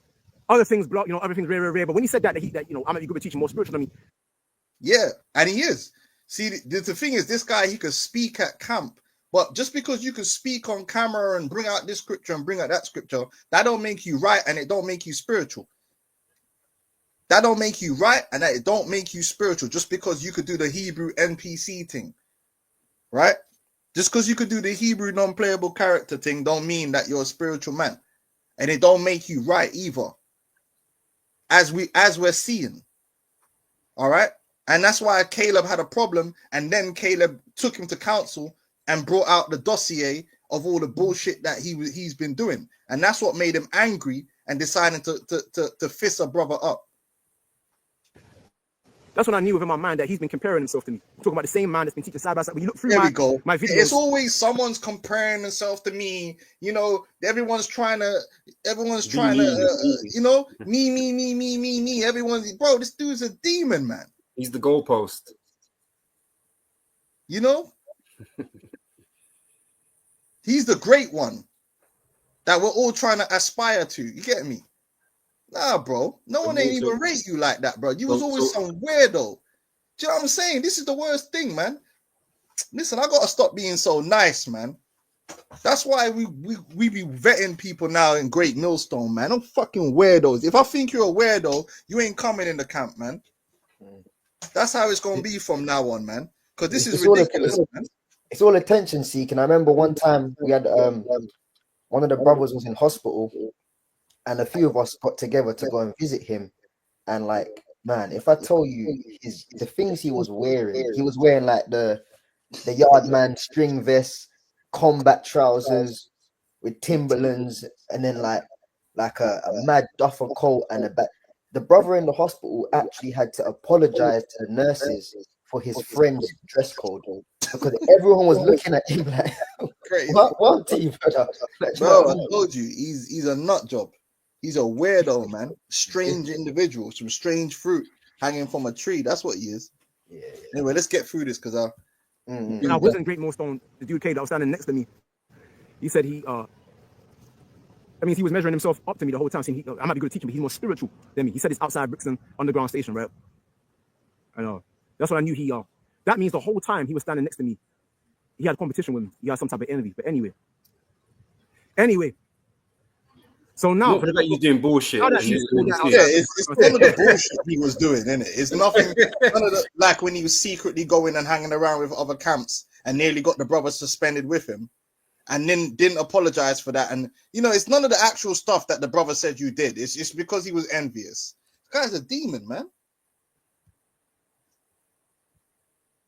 I called up the barn. We had to make a council in Clissold Park. Clissold Park over here in the UK was in Finsbury Park. Do a whole thing right there. And I'm leading up to the point where I laid hands on him, right? Where I laid hands on him. I'm leading up to it. So, and I guess I do also want the men in GMS London forecast to know the whole truth of what happened. Anyway, so they were there.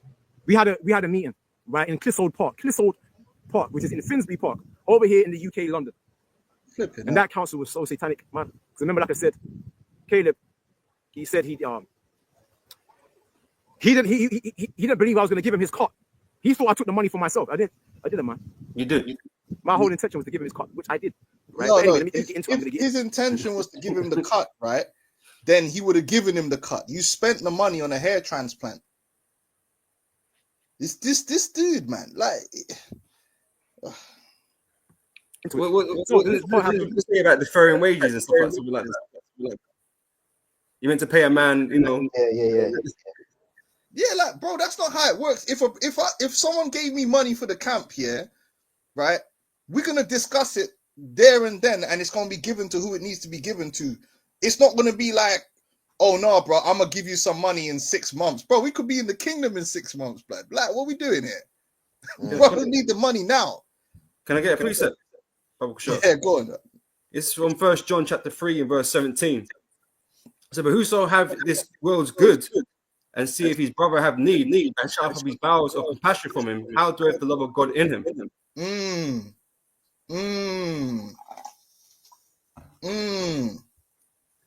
That's a cut. I got a precept as well, if I can, Zakwan. Con. Yeah, based on what Caleb was saying, don't make promises you can't keep. Yeah, the word kind of took that as a disrespect, but that's the scriptures. This is Ecclesiastes 5:4. When thou vowest a vow unto the Most High, defer not to pay it, for he hath no pleasure in fools. Pay that which thou hast vowed. Better is it that thou shouldest not vow than that shouldest vow and not pay. Suffer not thy mouth to cause thy flesh to sin. neither say before the angel that it was an error. Wherefore should the Most High be angry at thy voice?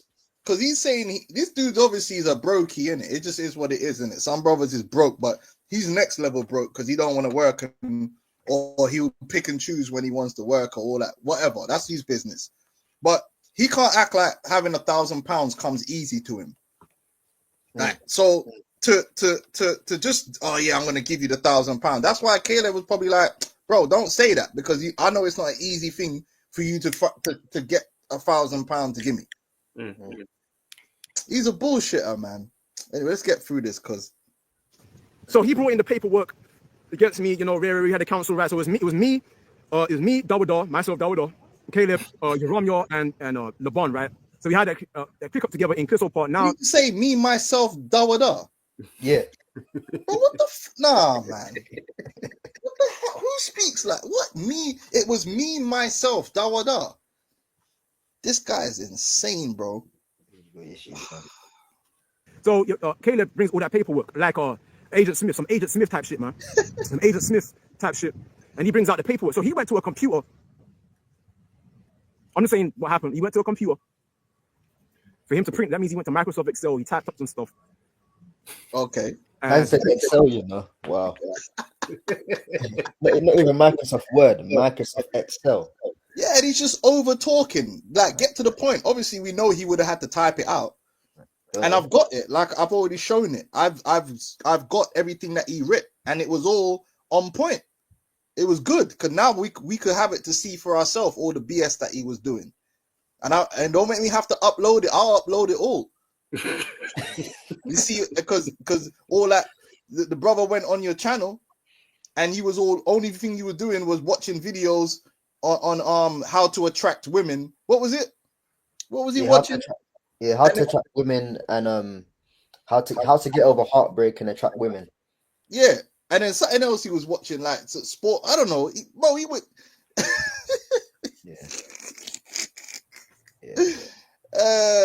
Bro, you a lame, man. How to attract women, bro? You lame. I'll give you the first tip. Don't be a weirdo. For himself, one copy for LeBron. He brought it to the council meeting in Crystal Park. He gave the copy to LeBron. He had one copy for himself, and he read it all out. He read it all out, man. And he read out all the mistakes that I did, and little mistakes that I've done. Like See, he read all the mistakes that I did, all the little mistakes. So to him, it's like, oh, okay, I was going off, but well, to him, this is probably nitpicking. Yeah, you know, this is a demon. I don't know if I mentioned it in the whole sit down I did why I laid hands on a man over 2 years ago, right? I don't know if I mentioned some of the mistakes that he claimed that I made, right? So he brought out that whole, he was turning pages in that whole council, man. I was right there, so he. That's how wicked you are, man. Yeah, listen, you know you're wicked, yeah. When a guy, can type up a document on the bullshit that you've been doing. Yeah, that's insane. Exhaustive. Exhaustive. The Zondervan's exhaustive dictionary on your wickedness. That's crazy. All my secrets right in front of me. A man that I was hanging out with. You're talking there about were no secrets. He keeps saying secrets. There were no secrets, right? He keeps acting like man confided in this brother secrets. That's a lie. I've read the whole document and there weren't no secrets. So this whole idea, the only thing he gets up, the guy did mention his woman and his woman cheating on him. Like he saw his woman leaving to go see a next man. You know, dirty Dick Harry. His woman was leaving to go get her guts pushed in by a next man, and then he phoned her while he was at camp, and she couldn't say where she was. And then he all wanted to put her picture up on the camera at camp on the live stream, like. What are you doing, bro? That's your personal shit. That's got nothing to do with camp. You know? The guy. Oh my goodness, man. Tuesday, I would, go around to his house and hang out with the guy, because remember he was teaching me with Thursday, so naturally on a Tuesday we'd hang out together. So my friend of mine, someone that I thought was, like there's someone that I've revealed things to, intimate things about myself to, and he revealed it. He brought it all out. He read it all out because remember there was nothing intimate in that whole document. I've read the whole document. There was nothing intimate in there. It was all bullshit to do. It was all stuff to do with camp. What was in the document? It was nothing like no intimate or his mother or his brother or do you know what I'm saying? We've got I've got it here, but I ain't got time to sit there and read it all out for people, man. I've read it. It weren't no intimate things that's in there. Yeah? It ain't. I've got the whole document. So he's just a liar, man. Up on a Microsoft Excel, the computer, and he read it all out. It's the word, you idiot. I remember it's about money because he didn't think that I was going to bring that money to him, right? So he did, and that council was so satanic. That council was so satanic. Throughout the whole council, I didn't even say much because it was like I didn't know that was within him. That I don't know if you brothers have experienced something like that for yourself. That was traumatizing for me. That was traumatizing for me, man. Yeah, like, I'm sure it would be if someone exposed all your bullshit that you've been doing, destroyed your ego. I bet it was traumatizing. He didn't expect that, did he? The guy, because I'm thinking, right, he would stoop that low to have done that. Even LeBron, remember LeBron, he's got that secret competition with me, right? So there we go. Even he had to check him on that. He was like, no, you're not supposed to talk about another man's woman because he was talking about my woman in the council and everything. Even LeBron had to check him. Remember, LeBron, he's a two-faced, power-hungry dude, right? A dude that he needs that for free. But even LeBron, I understand him. I'm gonna talk about that a little bit more. You know that, and that's the part of the reason why I just let him have the camp. When he took the camp, I just let him have it because I let him have it. I've lived with him. I know. Man, I let him have it. Why is he still? So he's meant to be dealing with why he punched, man, and he's still trying to go back onto LeBron. Guy's a demon, bro. Stay on topic, bro. Why did you end up punching this brother? Because he brought you to council and exposed all the bullshit you've been doing, and you got angry. There's no one that knows LeBron more than me. I don't care what even Londonseer says. I gotta skip this. Let me repeat myself. He feels the war. He had to always nitpick at everything I did. That was done. I don't care what require come. GMS, a second in command of GMS Londonseer. I don't give a damn what he says. He don't know. He's been gaslit by the same men that he's defending. The same men that he's defending, he don't know the truth of it. He doesn't know. Like I said, in the kingdom, in the world to come, we're all gonna say we had demons on us. We're all gonna say that. We're all gonna what? But now you want me to acknowledge why I laid hands on him? Because remember, hear this now. Now, okay, he brought out talking about Caleb. He brought out all the information against me. He brought out all the information. That's why I said to myself, raw man. That mean he was taking notes, man. He was counting mistakes. He was the whole time he was standing next to him. He was counting mistakes. Like you talking about agents and your GM. Great most talking about agents and shit like that. There's the agent, man. You know what I'm saying? The agent, he was counting mistakes. And I was like, I thought he was my friend. You know what I mean? Like, I told him things about me that. Right now, I'm looking back and thinking, I shouldn't have told him that, man. Right? No, the brother was protecting himself. That's what it was. The brother was protecting himself, man. Because he was about to get he was about to get on the verge of a previous suspension, and the brother was protecting himself because he was associated with you at your camp. That's all it was. Yeah. But as usual, Caleb did nothing wrong. Caleb did nothing wrong, man. And let's be honest. Legend in GMS London now.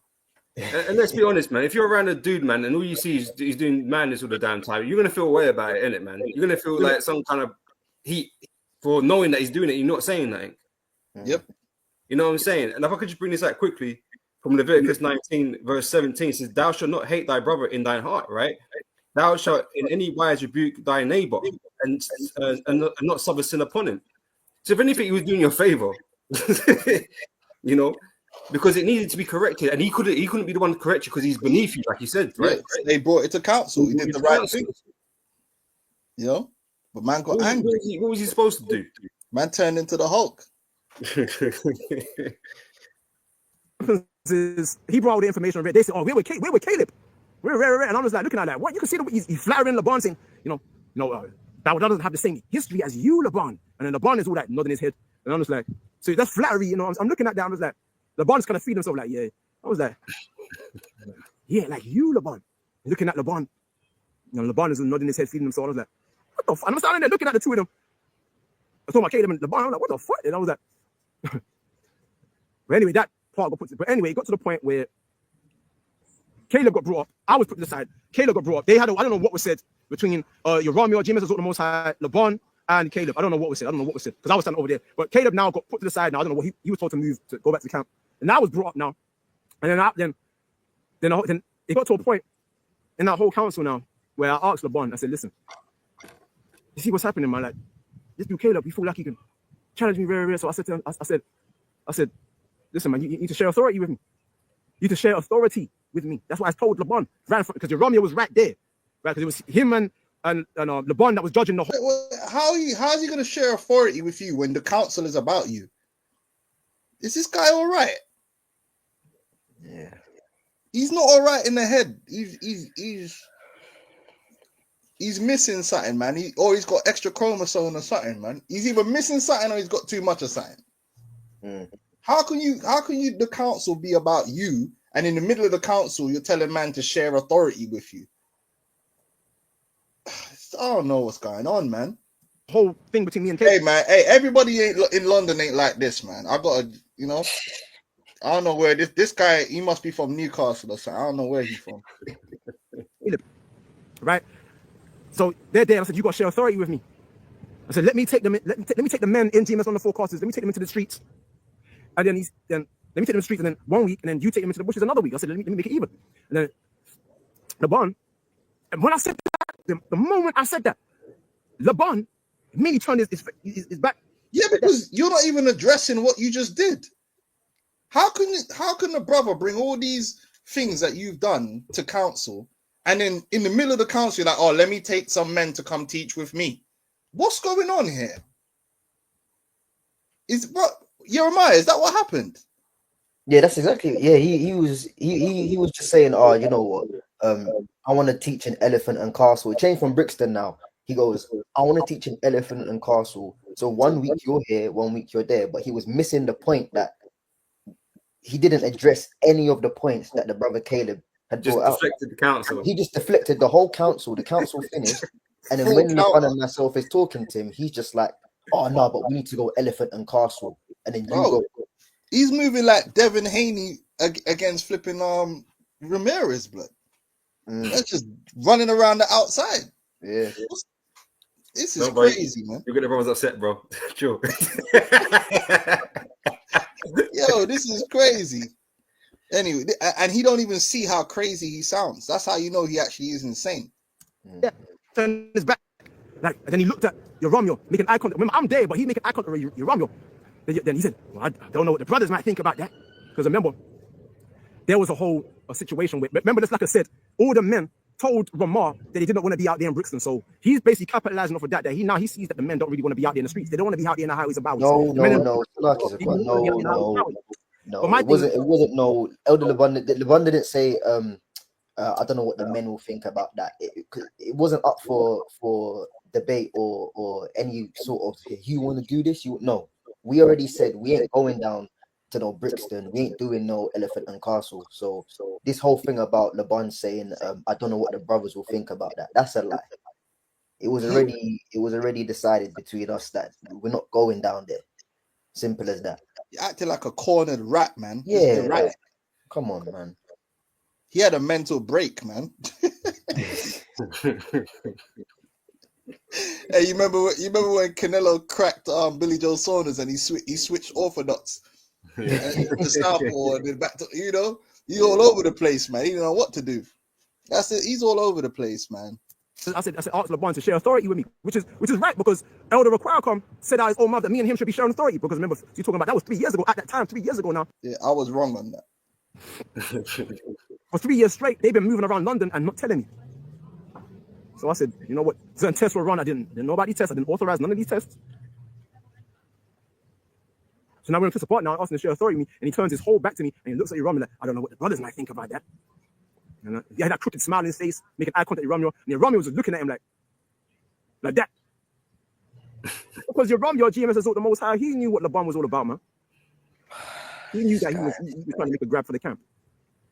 But you know what? When I saw that, because I'm there, seeing them make eye contact with one another, I didn't say anything, man. I just looked at them because I knew that would be his response. I talk about LeBron. I knew that when he was moving, I knew that's why he moved in the Vauxhall without me knowing, because I knew that he wanted it for himself, man. And also I was like, I knew it. I knew it. So I didn't say anything. LeBron walked away and he said, next time when we move, I'll let you know. Which proves that he knew that he should have told me. Men moving around, should have told me 3 years ago. 3 years ago, he should have told me from back then when they moved to Vauxhall. No. See, at that point, just to back up what you said earlier, Zakwan, LeBron is the type of man that wants to do his job properly, and he's got a good heart towards it. So when LeBron told him that, it wasn't because he wasn't previously privy to where we were. We had been telling the word, but LeBron was like, cool. If you feel like we're not telling you stuff, we'll make sure that extra sure that you know where the camp goes if we move. But he's trying to make it seem as if he wasn't in the know about nothing. Yeah, but he already said that he didn't want to go where you man are. Exactly. So he's just anyway. He's not a good liar even. Like he's all a double-minded man. He's unstable. Unstable. Then I went to Romeo. This is after the whole council in Crystal Park. I went to Romeo. Me and him were talking. You can see how Caleb was malicious, and Romeo knew he was being malicious, but he was like, "Yeah, I'll have a word with him." And then Romeo was like, "I'll have a word. Next time you need to be around the men more. Maybe you need to be around the men more." Because I didn't want to talk to you, bro. I'll be honest. I'll clarify that. I didn't want to talk to you because the council's done. We're all going back towards the camp now to close out and stuff. And you was just what you were saying to me on a one-to-one is, I want him suspended. I want him suspended. Who the fuck does he think he is? He can't talk to me. Like, it's all a power thing for him. So he was like, I want him suspended, talking about Caleb. But I didn't. The council was done. So at that point, why are you trying to talk to me about the matter? So he wanted Caleb suspended for bringing out all the bullshit he's been doing in council. Basically, yeah. That's crazy. Yeah, bro. It shouldn't be this complicated. I know this. I'm in the streets. Teacher on a Thursday, they might teach on a Saturday. So your mom is like, you should be around the men more. So that's why he took Caleb's side, because I'm not around the men. I'm not around. So that's why he took Caleb. Because Caleb is among them. He's in the bushes with them. So it makes sense why your Romeo collaborated with LeBron to come against. That wasn't the reason we collaborated. All this collaboration talk. The reason the outcome of the council was how it was is because the brother brought out valid points. That's it. It's got nothing to do with any of the stuff he's talking about. All the points that Caleb brought out was on point. LeBron saw it. I saw it. Caleb just put it in a typed format. That's all it is. He had no leg to stand on. Because he was talking about his power and I'm in command and he shouldn't be able to talk to me like that. I said, listen, you're not. That's why I said to him, you're not around your men. We saw the word twice a year, the Day of Atonement and the Passover. Every other camp or gathering session in the year, we didn't see him. So he's running this, it's my camp, it's my. You weren't around your camp. The scripture says to know the state of thy flock. He couldn't tell you where brothers are spiritually or anything in their personal lives. He just wasn't about. And that's no exaggeration. It's a fact. We saw him twice a year. The Day of Atonement, when we would do Day of Atonement ending camp, and then break bread together afterwards, and the Passover. And the crazy thing about it is, on the last Day of Atonement, he was with us. We took it down because he was drinking water, and we clocked. Like, so many things this guy's absent-minded about because he's just in his world. I hear that. Should be, you're jealous of him, you want his position, you're comparing yourself. It's the same bullshit, man. But it's all out in the open now, so we ain't really gonna go into this again. We just have to all this BS. It's just, I was the last of Great Millstone that stood for the highways. Okay, to the point. So I circulated around. Right, remember, the man went back to main camp. We just finished the council now. They went back to main camp. I'm there circulating around. Ahab, I remember the beloved brother Ahab. He looked at me and he gave me that. Heads up. because he's a beautiful man in the spirit. The most he is sincere. Yeah, so bro was trying to give you some encouragement, like keep your head up, man, and you decided to go punch man up. Like, what's Yeah, crazy. It's crazy. Right? So he gave me the heads up, you know, that looked like, because they're all in the camp. I'm on the sideline circulating around. So I'm thinking about what I'm going to do. Because remember, we just had that wicked ass council. LeBron just showed me what was truly within him from the get-go, that he never wanted to, he wanted to have me out so he could have it all for himself. So. It's lucky, bro. You know what this is like? He was one put on council, like brought to council, and all these things revealed. But it's like he's done a reversal of that. He's put man on council. Yeah. He's assessing everybody else, and everybody else is like is going off. It's crazy. That had nothing to do with him. I'm gonna give this dude 10 more minutes to get to the point. Then I'm just ending it because this is crazy. GMS, I was always by myself. I was always in the streets. Anybody that know when I was in GMS, I was in the streets. Oh, man, you lie, man. You know you lie. But even with Caleb, I'm gonna go into it. You know, he lied about that. You know, he brought out certain things. My woman, you know, I'm trying to remember certain things. I can't remember everything. I bet you can't.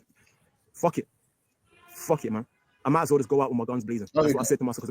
There we go. So I'm circulating around what I'm gonna do. So I said to myself, I've always been by myself. So my mind frame is, fuck it, man. I might as well just go out with my guns blazing. That's what I said to myself. Because I can't go to Requirecom because Requirecom, he already told me that he doesn't want to hear about anything that I've got going on with. No. I said that after he got kicked out.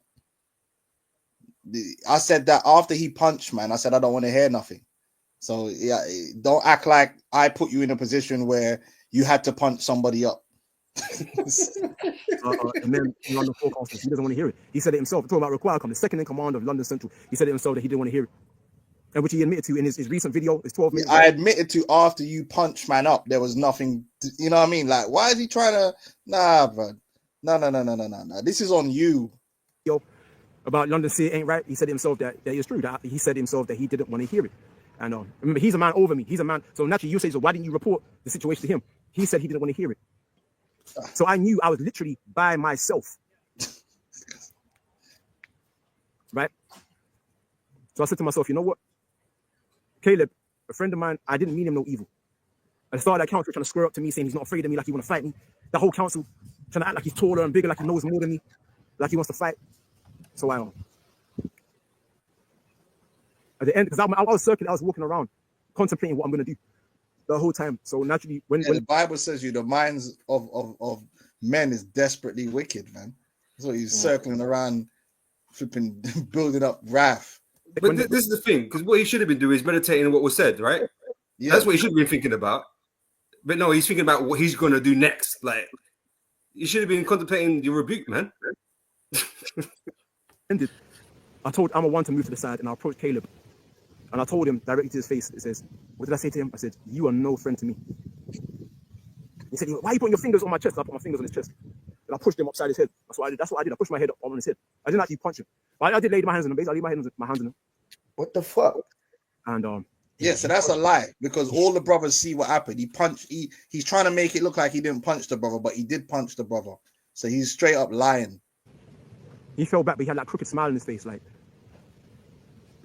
his demons finally got onto me.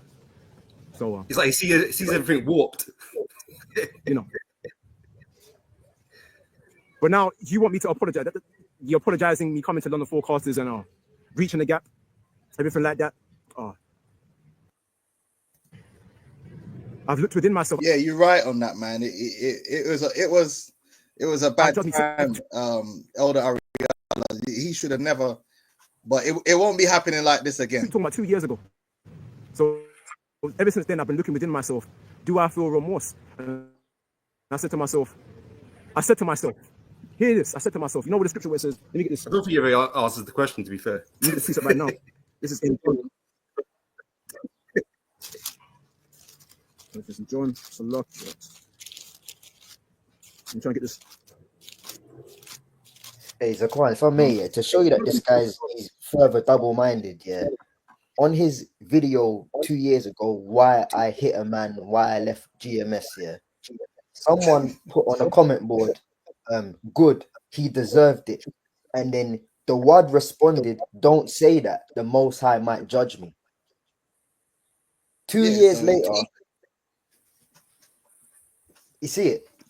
Yeah, cause he knows he did wrong, and he even gonna said that what did he say? I sabotage myself. He's a demon, man. As you have measured out to another man, so shall it be measured unto you. That's in so look, let me try to be in What? oh, that's the wrong one. So that one scripture he's gonna bring out in this whole thing, and he's gonna completely butcher it. It's insane. So look, there's a precept that says, as you have measured out to another man, so as shall be measured unto you, right? So I said to myself, if Caleb did to me what I did to him, right? If I measured what I measured out to him, if he measured it back onto me, if he laid hands on me for revealing his secrets, if he laid hands on me, if he punched me or pushed my head for revealing the secrets, knowing that I did give it because I did give his money to him. If he knew, if I did that to him, right? What a precept, man. You know, I revealed the secrets and he went upside my head. I would feel like I deserved it. Wow. That's just me. That's when I was circling. That's what I was thinking. I feel like I would felt like I deserved it. Right? I wouldn't have taken offense. I would have said, No. he really did mean it because he couldn't the money to go into because eventually I did come through with that money. I came through. Even if he thought that, even if he did think that too about himself, right? Does that make it right? Just because you would. No, it doesn't. This guy's insane. That's right. I've got a few scriptures, man. Let me get a few scriptures here before we close out. This guy's insane. He's actually insane. Where was it? Where was I? There we go.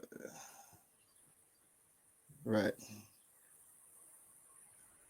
Even if he thought that brother was maliciously bringing him to the council, Scripture says this, Romans 12:19, dearly beloved, avenge not yourselves, but rather give place unto wrath, for it is written, vengeance is mine, I will repay, saith the Lord. So if he was a spiritual man, he would have just let it go, and if he was justified, the Lord would have justified him. But he took it upon himself to basically punch the brother up because he was just angry and carnal. Which the brother actually, I'm make it clear, the brother never did nothing wrong to him.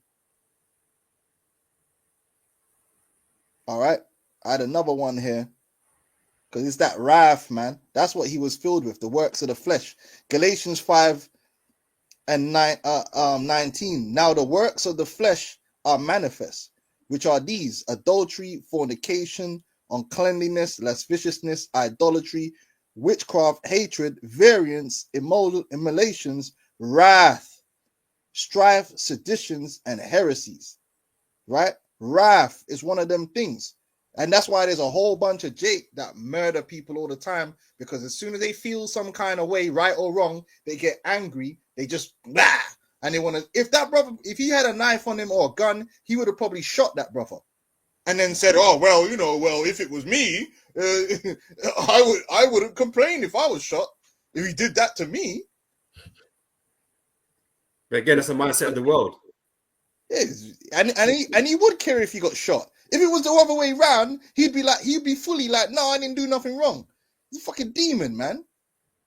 You're a demon, and you wouldn't have punched, bro. There's brothers in the GMS London camp. I know for a fact you wouldn't have punched, no matter how angry you got. Yeah, no matter. Listen, the anger meter could have just burst out the top. Yeah, you wouldn't have punched. I'll tell you this for free. If it was Elder Ramah, you wouldn't have punched him.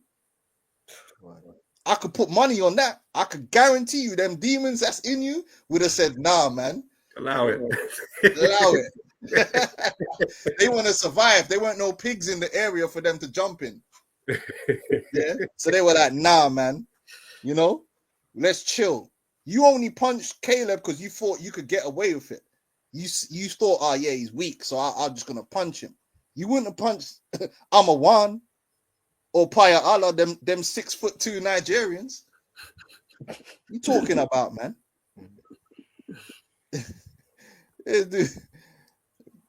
Right. Let's get this one. It says, we got to be different, man. This is Colossians 3:5. Mortify therefore your members which are upon earth: fornication, uncleanness, inordinate affection, evil, concupiscence, and covetousness, which is idolatry, for which things sake the wrath of God cometh on the children of disobedience, in the which ye also walked sometime when ye lived in them. But now ye also put off all these: anger, wrath, malice, blasphemy, right? And filthy communication out of your mouth, right? It says anger and wrath and malice. And he's been showing malice by lying and trying to cast down other men's character to hide his misdeeds.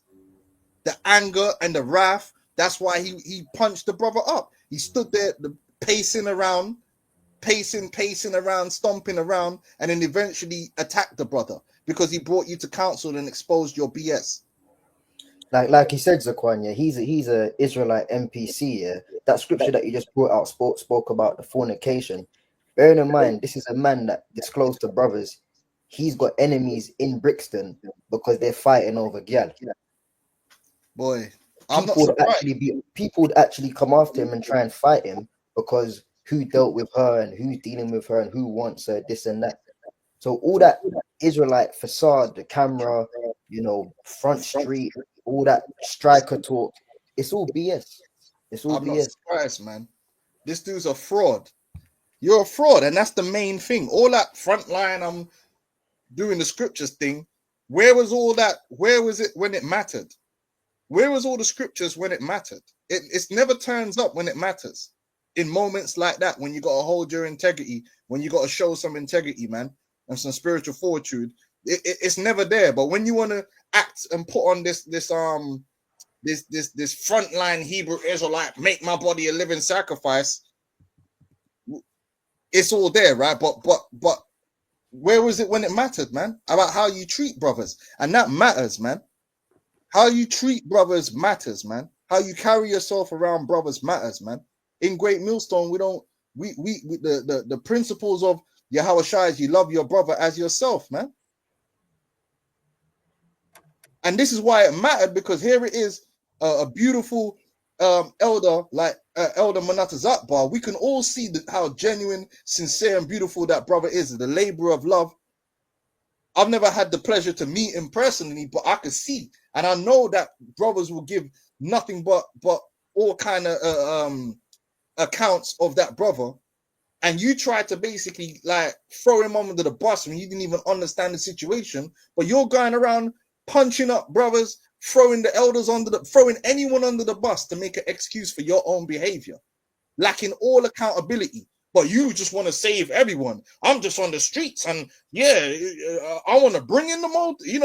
Bro, you fake, man. You fake. The stranger, you got to entertain the stranger. You talking about entertaining stranger, but the man that was out there that you said was your friend, look how you treated him. You got angry with him and tried to fist him up. But you talking about the stranger? It don't make no sense, man. And that's why you're not in. And once again, proof: 99% of these guys that get kicked out of Great Millstone ain't right. And I leave the 1% because, hey, the Lord could do what he do. But 99% of these guys that get kicked out of Great Millstone, they got kicked out of Great Millstone because they're not right. And it always shows itself, just like this guy's showing that he's not right. He's a reprobate in the spirit, man. An absolute reprobate of he's insane. He's probably growing an extra chromosome as we speak, man. Guy's out there.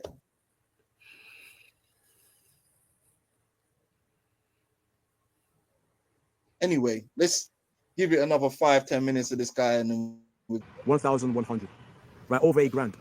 And even how I got that money was spiritual, because I didn't even think I would get that money. Because remember, at the time, I didn't have no income at the time. I was I think there's a bit anyway, talking about. So hold on, right? So he promised Caleb this money, but he didn't even know he was gonna get this money. He didn't know how he was gonna get it. Nah, nothing. Oh. Right. Yeah, he didn't know. And then when he tried to come and give the brothers money just to let you brothers know, and brothers didn't take the money from him. They didn't take the money. To hell with you and that money, man.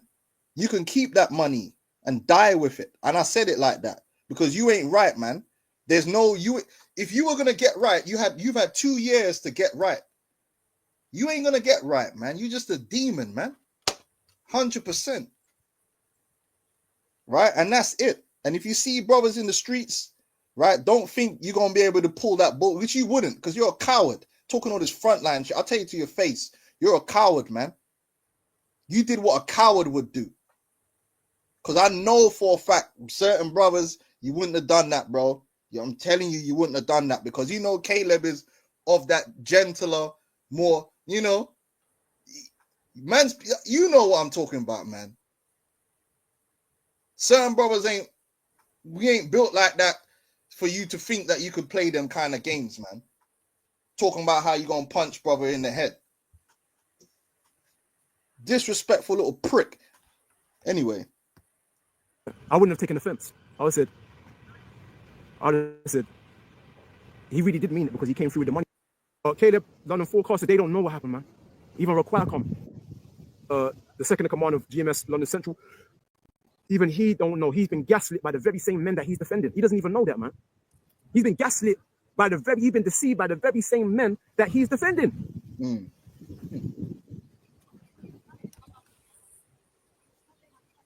You don't know. You don't know.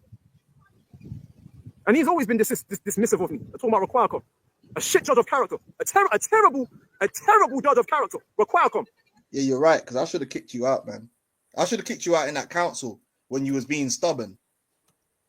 But you live and you learn. You know, me and the light-skinned elder, we should have kicked you out 100% that day. But I tried to make it work. That was my bad. I take accountability for that. You should have been kicked out, you stubborn little demon.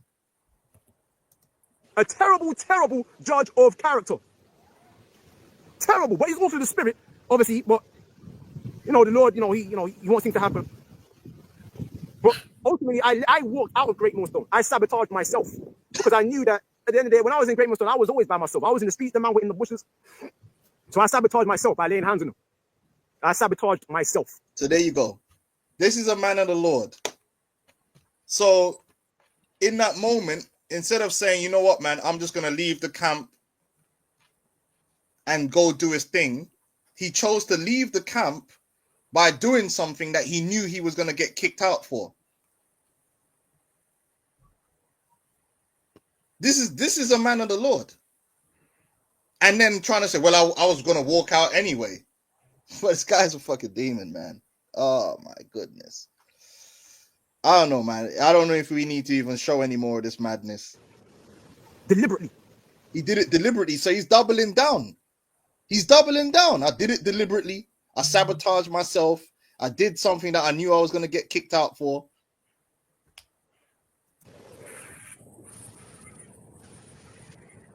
Right?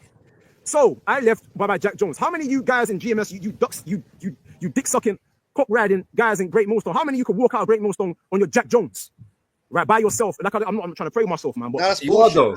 He goes out and teaches with. He goes out and teaches with them other guys. He's been teaching with them. That's why he got suspended. He ain't on his own. He got a whole bunch of little dons that he runs around with. All the other men that fell off and fell out. And you're calling them. So why is he trying to act like he's his soldier? Like he's him against the world? Get the hell out of here, man. I'm thinking about guys that, you talking all this shit about me. Could you do that? Could you do that? Could you do that though? Could you walk out of Great Millstone on your Jack Jones and start up your own camp from scratch? No, you couldn't, because you put too much value on Great Millstone. You put way too much value on Great Millstone, man. Way too much value. You are cock-sucking niggas, man. Hey, yo. Dick riding, bending over the desk ass niggas. That's crazy. I have to put it like the DMX type shit. You're not rooted in the truth, rooted in Yahweh Shai. You're rooted in Great Millstone. There's a difference.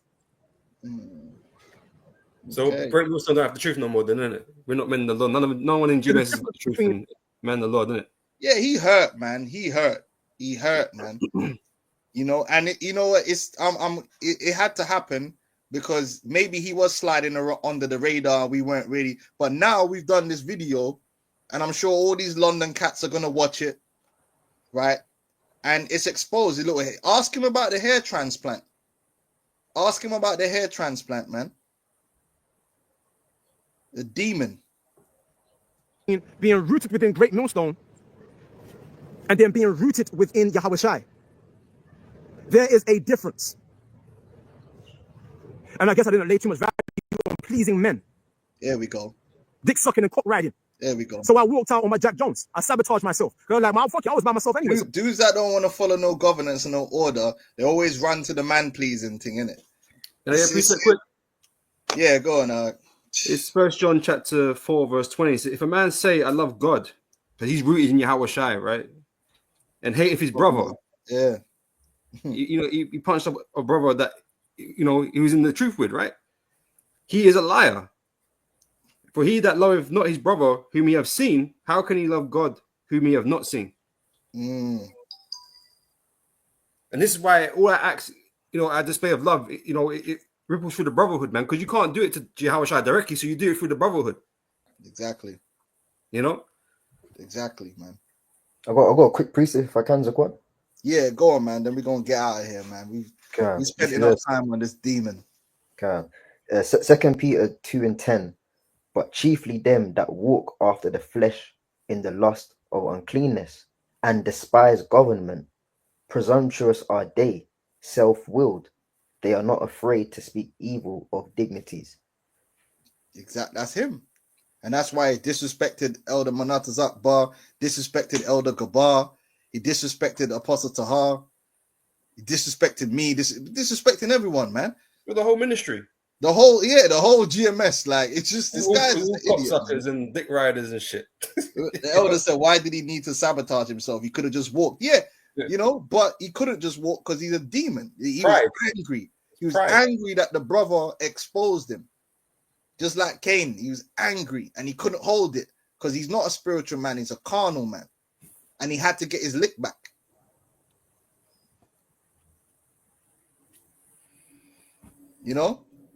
That's what it was, man. A man spent an hour 38 minutes just to explain that. Yeah, 6 years ago, bro, you were just angry because you got called out. Because you want to do what you want to do, and that's it. Well, do what you want to do. But your joyride's going to come to an end, man. Because ultimately, the Heavenly Father, man, Yahweh Shem Yahweh Shai, is just going to kill you. There ain't nothing else to say but that, man. Because you ain't in Great Millstone anyway, man. All right? But yeah, man. Lord willing, brothers, is edifying, man. This is another example, man, of these demons, man. And now you know why the elders say what they say about scrutinizing brothers before. Because the way these guys came in was during a time when there wasn't that much scrutiny. And they didn't come up in our camp. They came up as a part of another camp, and they got brought in, and he came in with them. But in a way, there's a lot of good brothers now that came in that way, but there was a lot of guys that had also needed to be flushed out. Him, Ashan, Kanawa, there's a whole bunch of them that had to be flushed out to get to this point. But that's why the apostles and elders say what they say about vetting men before you bring them into the camp, because there's a lot of weirdos out there, a lot of strange demonic individuals that they shouldn't be around us, period. And he's one of them. All right, so good riddance, man. You brothers want to say anything before we close up? No, everything's been said really for me. That's it, yeah. All right, brother. Hey, Dawada brothers coming on, man. Dawada for all the elders in the Arkham that was putting the precepts on the comment board. Oh boy. Kal Halal Yahweh Hashem, Yahweh Shai, double honors to the apostles, the elders of Great Millstone, and honors to you brothers out there in the highways and the byways teaching this and the bushes teaching this word. Shalom to you brothers and sisters listening and learning, supporting the ministry. Shalom. Shalom. The bushes, man.